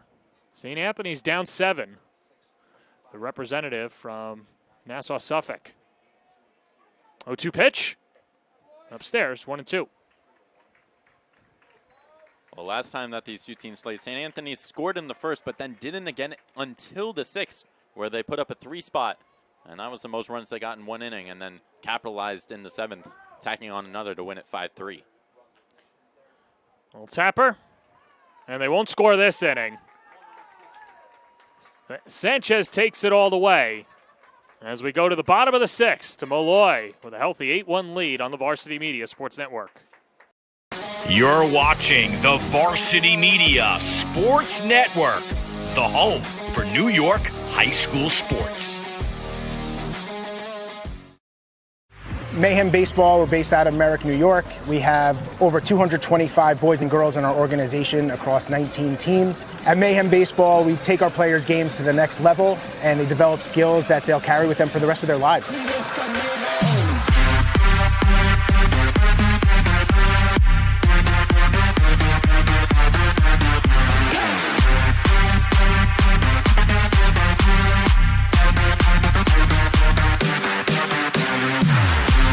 I really like our coaches because they put forth general, they put a lot of effort into helping us get better and better every day, every practice, every single tournament game, and all around.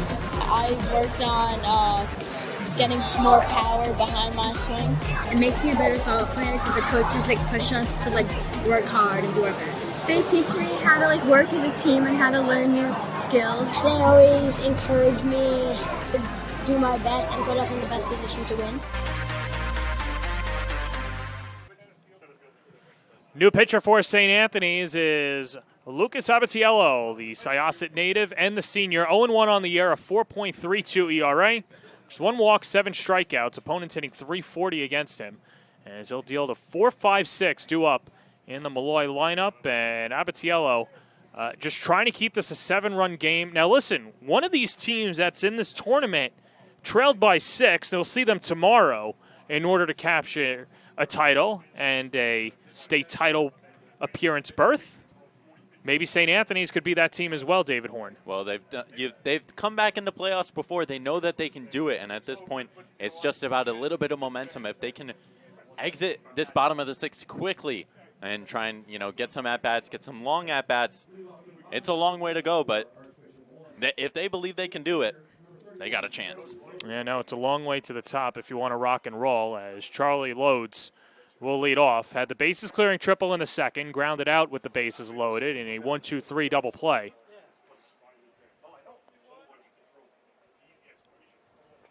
As Molloy trying to move on to St. John's tomorrow. And Charlie Loads gets ready for the first pitch and takes on the outer half for a strike, 0-1.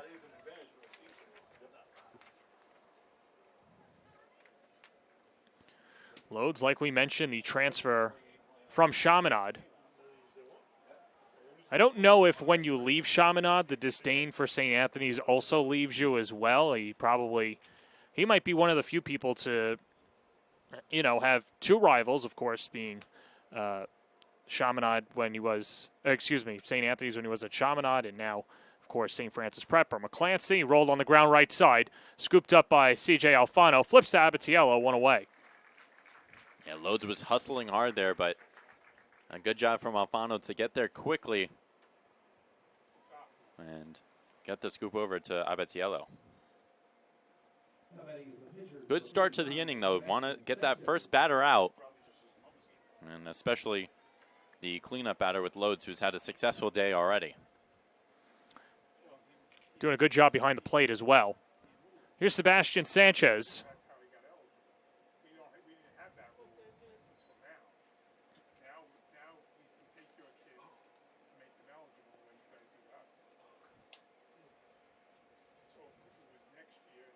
1-0. Fell back to the screen. John, maybe my eyes are going at the ripe old age of 20, but it looks a little dark out there. I don't know if that's just me, but the lights are on. No, you're right. And one thing about Fordham is it's a very beautiful campus, of course, the Gothic architecture throughout the campus. But, yeah, it gets dark pretty quickly. Always looks like Halloween regardless of the weather.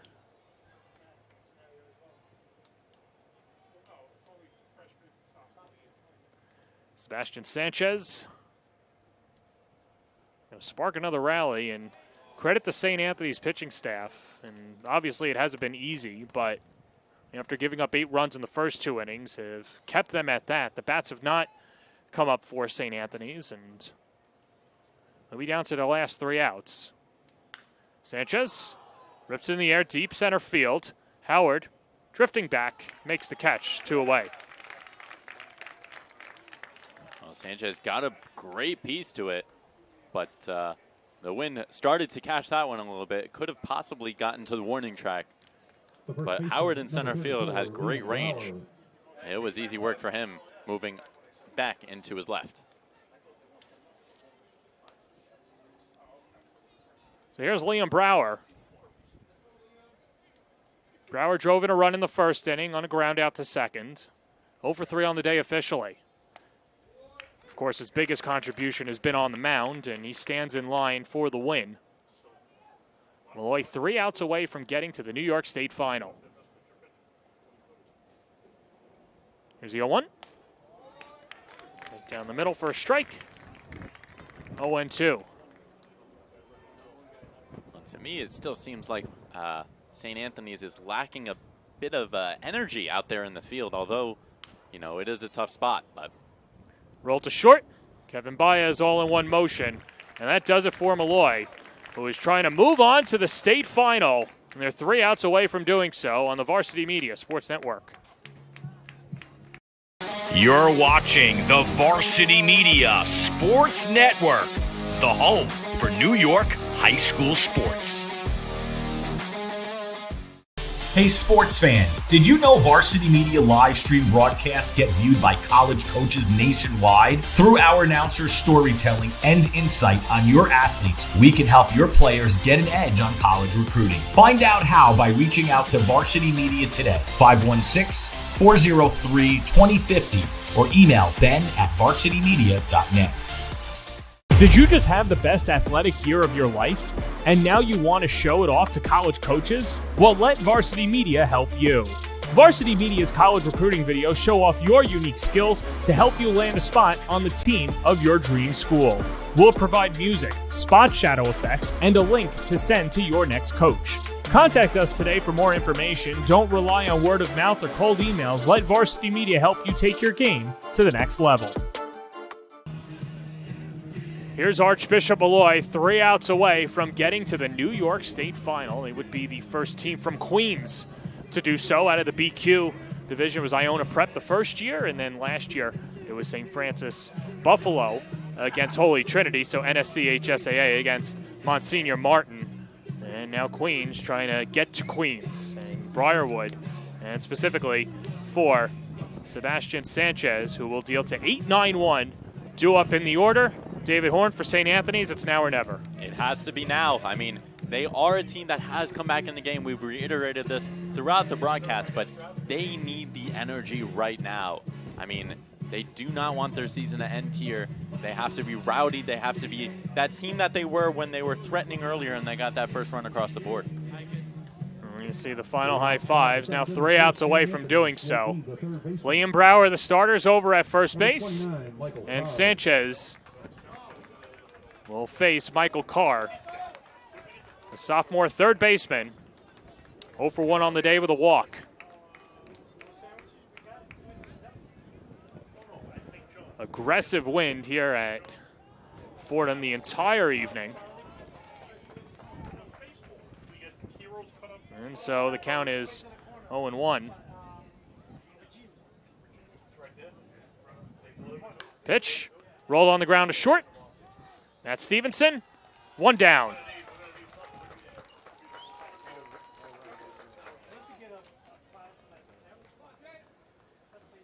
Well, a rollover to short kind of sums up the day for St. Anthony's thus far. It didn't start out the way that they wanted. Their starter, Luke Coates, did not, get out of the gates going well. A couple walks, a couple hit batters, and a couple unnecessary runs off the board. I mean, in the first inning, a ball wasn't hit to the outfield, and a bunch came across the board, and since then it's been stale. First pitch to John Francisco, misses outside, 1-0, and St. Anthony's, yeah, you're right, keeping Luke Coates in there for a while, then going to John Didden, and at no point through that 5-run inning was there a thought of going to Kevin Baez, the shortstop for St. Anthony's, who, in a perfect world, the Friars would have used him tomorrow should they, win today.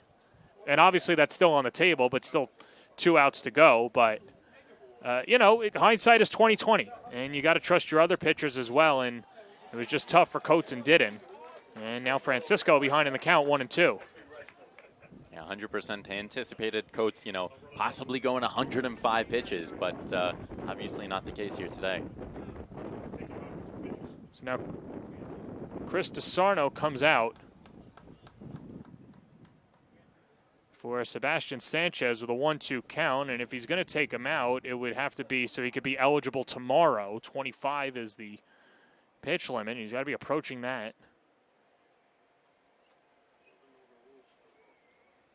And so, yeah, there is Anjay Boudram giving the thumbs up. So we're just waiting for the sign. And there he is. Checks the camera and says, all right, it's my turn.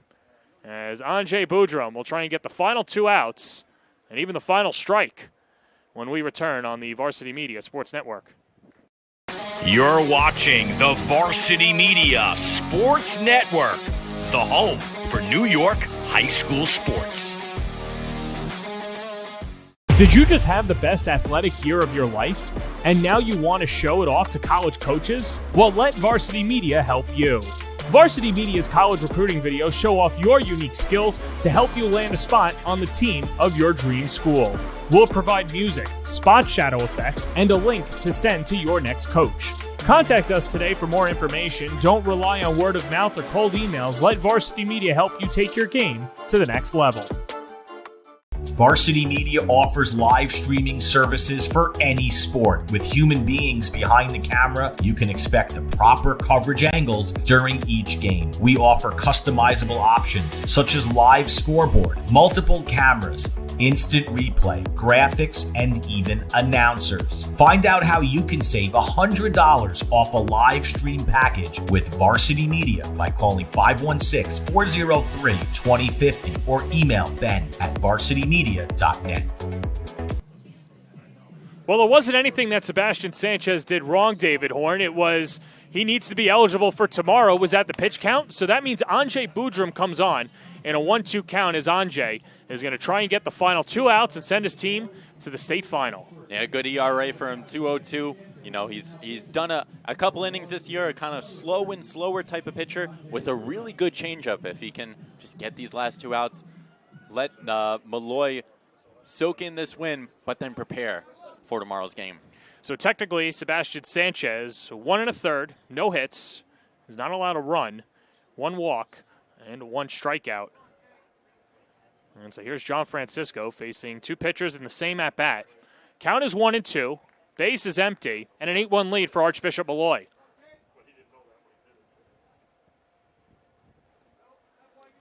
The first pitch low, count 2-2, which is weird to say. Yes, it would have been a little funny if he threw a first pitch strikeout. 2-2.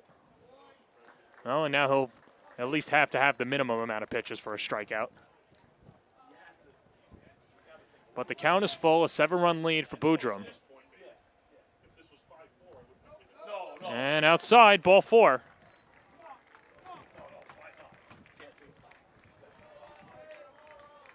Well, when you're down to this point in the game with 1 out and a runner on, and already down 7 runs, it's hard to gain some momentum, gain some encouragement because it's so hard to do. But if any team were to do it, St. Anthony's has a chance.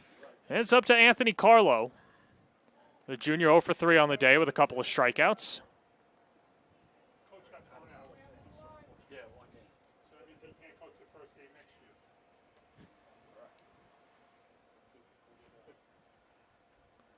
And Boojum a throw over. Yeah, continuing that theme of checking on the runners, allowing the run game to settle down.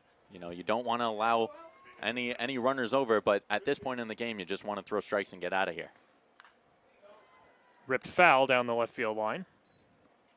Count 1-1. Well, for those of you keeping score at home, and I don't know why you would be, Sebastian Sanchez, who was just lifted, he goes to first base, and Liam Brower in the dugout.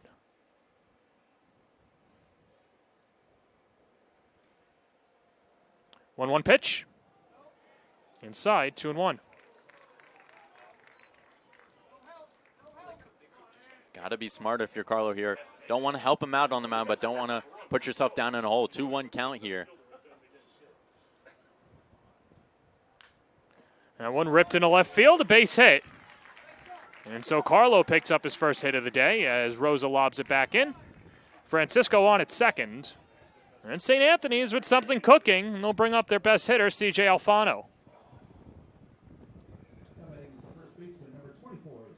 Yeah, first hit in a while, just completely ripped that one between the 6-5 hole for Carlo.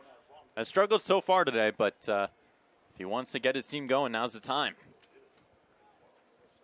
And Alfano, another energy guy. Remember that big double in the third, but then got picked off a second. Yeah, the all-league selection. Top-rated first baseman on Perfect Games rankings in the class of 2026. But, of course, the lack of control rearing its ugly head again here in the 7th inning. There's a strike on the outside corner, 1-1. Yeah, great spot from Boojum there. They're not looking to swing at those outside pitches. They're looking for that exact spot where they want something in their wheelhouse. So good spot. Hit on the ground to second. This could be two. Payano goes to second, throws it away, gets under the glove of Stevenson. Backed up by Diaz. A run will score. That allows Carlo to go to third. And so on the error, St. Anthony scores its second run. It's 8-2. Well, should be an E4. Yes. Well, John, these two up the middle are not so used to playing with each other up the middle. Stevenson and Payano just throw a little too low and scooted behind. So runners on the corners now. Still one out. Still a 6-run ball game, but the head coach DeSarno wants to come out and just make sure that they secure this win. Well, so Malloy does have Mick Miniman warming up in the bullpen. And you know DeSarno doesn't want to have to use him, but he's been warming up. Well, he warmed up a ton in the first couple of innings and now is warming up again. The probable starter for tomorrow's game, of course, if Molloy can get the final 2 outs.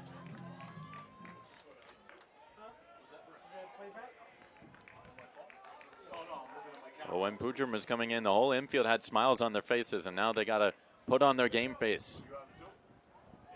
Fastball hits the outside corner to Phil Mazzola. 0-1.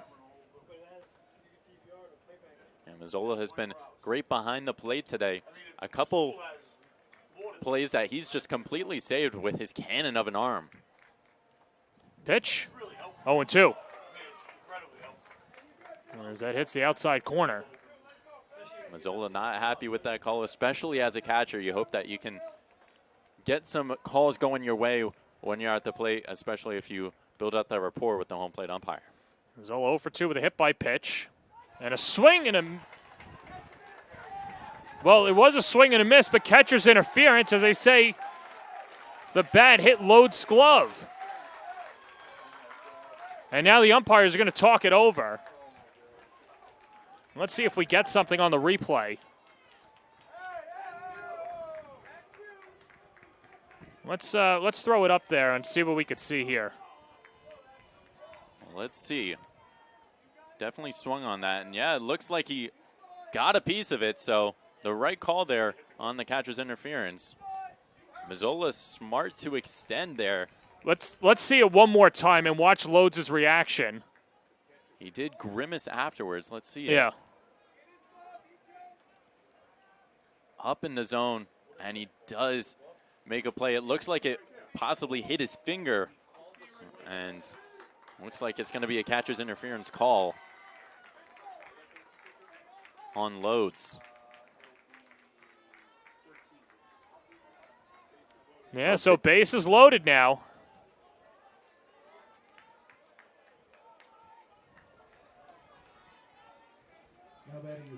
They say getting those 27 outs in a 9-inning game is never easy. Neither is the 21.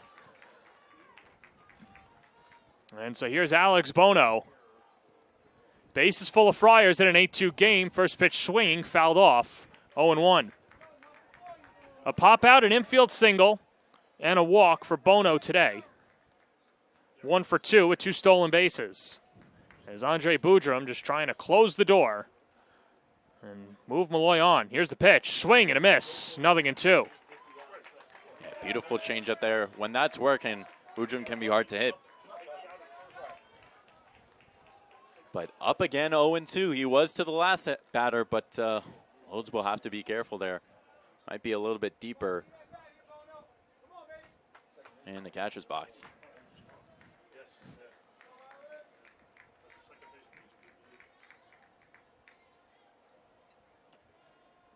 Oh, 0-2 to Bono. That's high. 1-2. Trying to be careful here. Did have a pitch to waste. And you've got Adrian Tavares looming on deck. 1-2 popped up behind the plate. Loads can't locate it. It's a long run for Sanchez, and it falls in.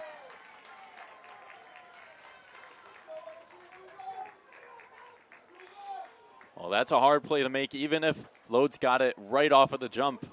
Had to turn around, flip the mask, and then find it in the lights and the dark sky. It's also so hard for a catcher, particularly a Molloy catcher, where they don't have a backstop.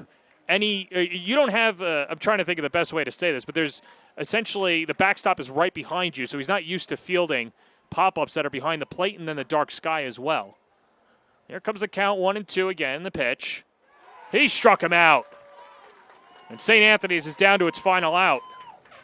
Oh, Boudreaume bails out Loads there after a possible mental mistake that the Friars could have capitalized on. Now down to their last out, as you mentioned. Here's Adrian Tavares. Last hope for the Friars. He's 0 for 3 on the day. Ground out, pop out, and strikeout. He was the hero in the playoffs against Kellenberg and trying to play hero again.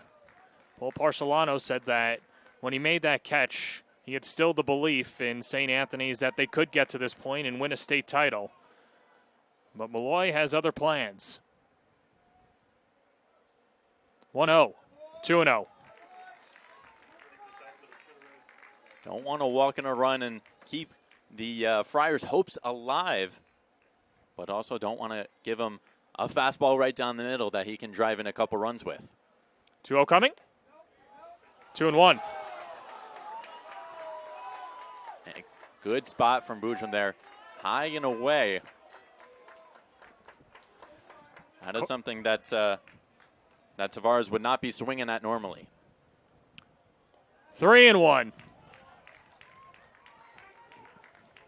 Well, in a game full of walks, John, this would be the pitch for Boudreaume. Carlo off of third, Alfano off of second. Mazzola's on at first. The pitch. Lined into right field. It's down for a base hit. Carlo comes in to score. They're going to send home Alfano. The throw gets cut off as 2 runs come in on the RBI single by Adrian Tavares, and that makes it 8-4. Great piece of hitting by Tavares there. Trying to play hero once again. Drives it into right field just in front of DeGioia. Let's see it again. Just gets a good piece on it, tailing away from DeGioia. Would have been hard to try and get the second runner coming in, as Sanchez just had to hold it. And sliding in head first.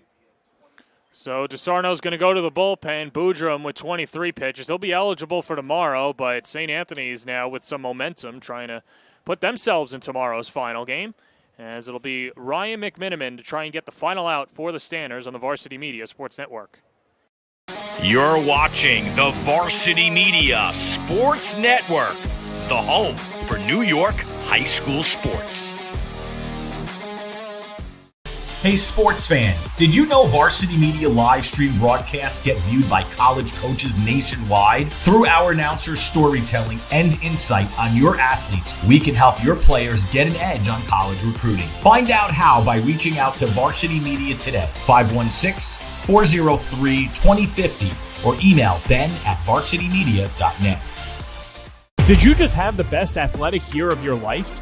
And now you want to show it off to college coaches? Well, let Varsity Media help you. Varsity Media's college recruiting videos show off your unique skills to help you land a spot on the team of your dream school. We'll provide music, spot shadow effects, and a link to send to your next coach. Contact us today for more information. Don't rely on word of mouth or cold emails. Let Varsity Media help you take your game to the next level. Top of the 7th inning. St. Anthony's is threatening. They put 3 runs on the board and trail 8-4.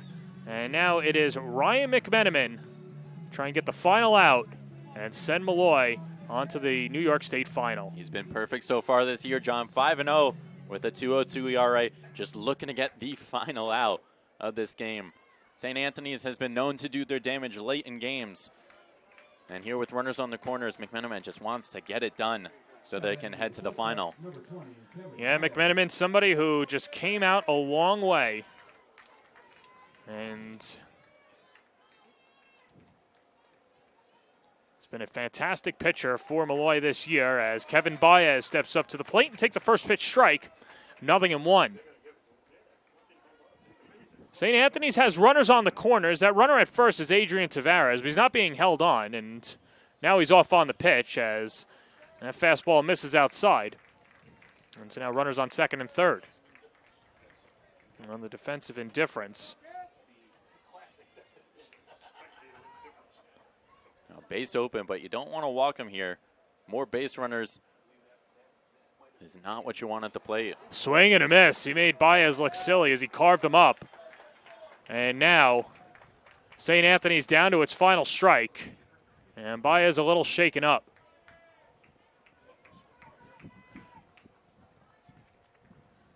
It was a Molloy team that was plagued with so many injuries coming into the playoffs and limping into the New York State semifinals after getting swept by St. Peter's in the intersectional. McMiniman from the belt. Comes home with a 1-2. And that's fouled off. Keeping the chances alive. Baez, you're a senior. It's your last chance. This would be a great moment for him. But he has to keep fighting here. He's one of those captains that really inspired the team, reamed him out in that early season meeting. Now trying to extend the season. And he'll do so after calling time at the plate. It was a heart-to-heart with the guys and propelled them to a New York State semifinal appearance, the first league title in 24 years. Here comes a 1-2. Struck him out. Malloy's moving on. The Stanners bend but do not break. And the team from Briarwood is going to Union Turnpike for a chance to win the New York State final as they win it 8-4. Charlie Loads with the big blow as the Stanners move on. Loads a sensational game.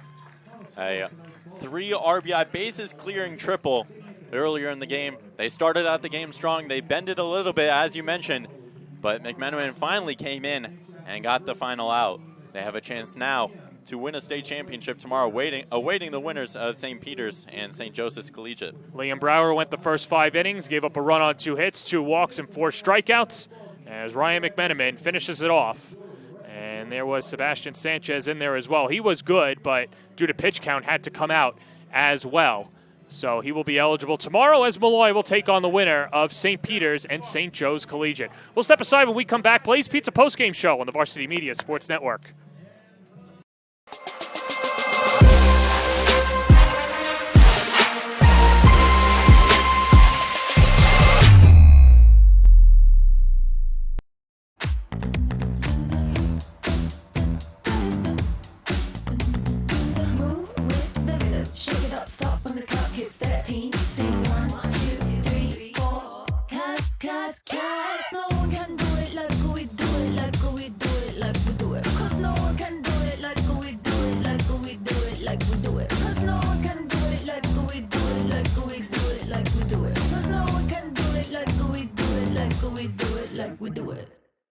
Hey sports fans, did you know Varsity Media live stream broadcasts get viewed by college coaches nationwide? Through our announcers' storytelling and insight on your athletes, we can help your players get an edge on college recruiting. Find out how by reaching out to Varsity Media today, 516-403-2050, or email ben@varsitymedia.net. Did you just have the best athletic year of your life? And now you want to show it off to college coaches? Well, let Varsity Media help you. Varsity Media's college recruiting videos show off your unique skills to help you land a spot on the team of your dream school. We'll provide music, spot shadow effects, and a link to send to your next coach. Contact us today for more information. Don't rely on word of mouth or cold emails. Let Varsity Media help you take your game to the next level.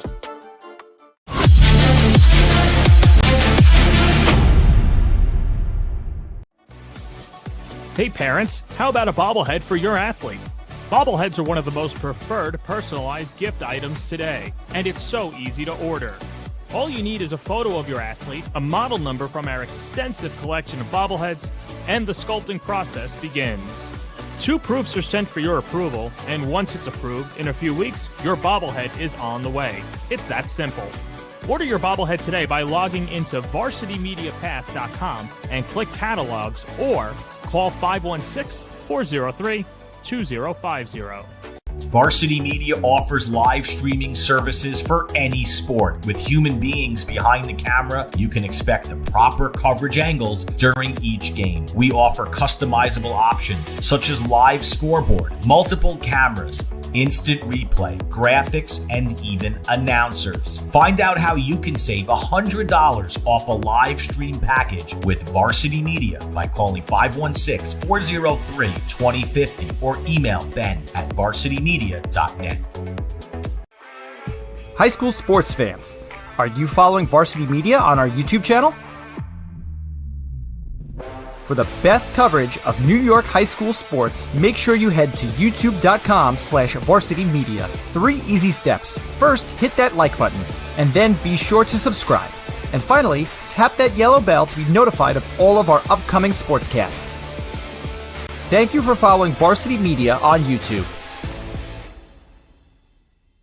Varsity Media is offering a video folder that you can customize to meet your needs. A photo of your athlete can be elegantly placed in the front panel. Essential statistics with a biography can be printed on the inside panel, and videos can be downloaded and viewed on an LCD screen for as long as 2 hours. The attractive video folder can be placed on a coffee table and instantly becomes a conversation starter. Order your video folder today by logging into varsitymediapass.com and click catalogs, or give us a call at 516-403-2050.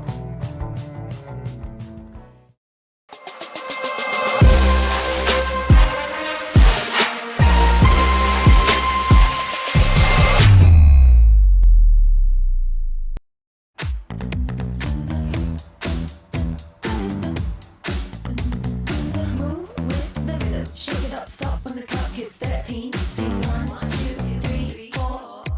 Cause no one can do it like we do it, like we do it, like we do it. Cause no one can do it like we do it, like we do it, like we do it. Cause no one can do it like we do it, like we do it, like we do it. Cause no one can do it like we do it, like we do it, like we do it. David Horn back at Fordham University after the Archbishop Molloy Stanners held on by a final score of 8-4 against St. Anthony's to advance to the finals tomorrow as they await a winner of St. Peter's and St. Joseph's Collegiate, as John Perez is joined by the player of the game, Charlie Lodds. John? For Charlie Loads, he is decked out with the state final. There, Charlie, I know way, but what's the feeling like? It's a great game. Competed on this side.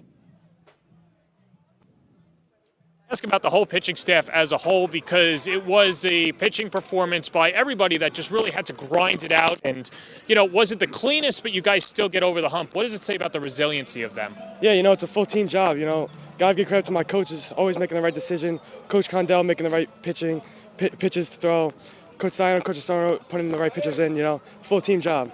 Gotta give credit to everybody. All right, I'm going to give a little credit to you or ask about the credit your way. You had the bases clearing triple. Take me through the at-bat. You know, I was just thinking right side, bases loaded, get the run in. I wasn't expecting to hit a triple, but I'll take it. All right. I'm going to ask you the coach's question, but you're the player, so I want to hear the response. You're going to have to wait for the winner of St. Joe's or St. Peter's. After just having that series against St. Peter's, do you want to see the Eagles again, or what are you guys looking forward to St. John's tomorrow? We don't really think about that stuff. We just try to play our game, but it'd be nice to knock them out after they just beat us, It'd be nice to get them back and beat them this time. For the Stanners alum that are buried throughout Queens, what's your message to them, and especially as they get ready for tomorrow? It's going to be a really good game. Come support us. It's going to go down the wire. All right, Charlie Lodes, we'll let you enjoy this one. Thanks for the time. Thank you. That's Charlie Lodes. We'll let him get back and celebrate with his team. David, we'll send it back up to you. Well, John, after an amazing interview and an amazing game from Charlie Lodes, the Stanners were able to hold on 8-4 against St. Anthony's, advancing to the finals tomorrow, awaiting a winner. They'll play at 2 p.m. And as we start to wrap up here, I'd like to thank the Varsity Media production team, executive producer Ben Turchin, technical director Becca Kazaz, announcers John and myself, David Horn, and camera operators Tony DeMasso and Kevin Cantalanto. For the Varsity Media team, thank you all for joining. And make sure to tune in tomorrow for the final matchups.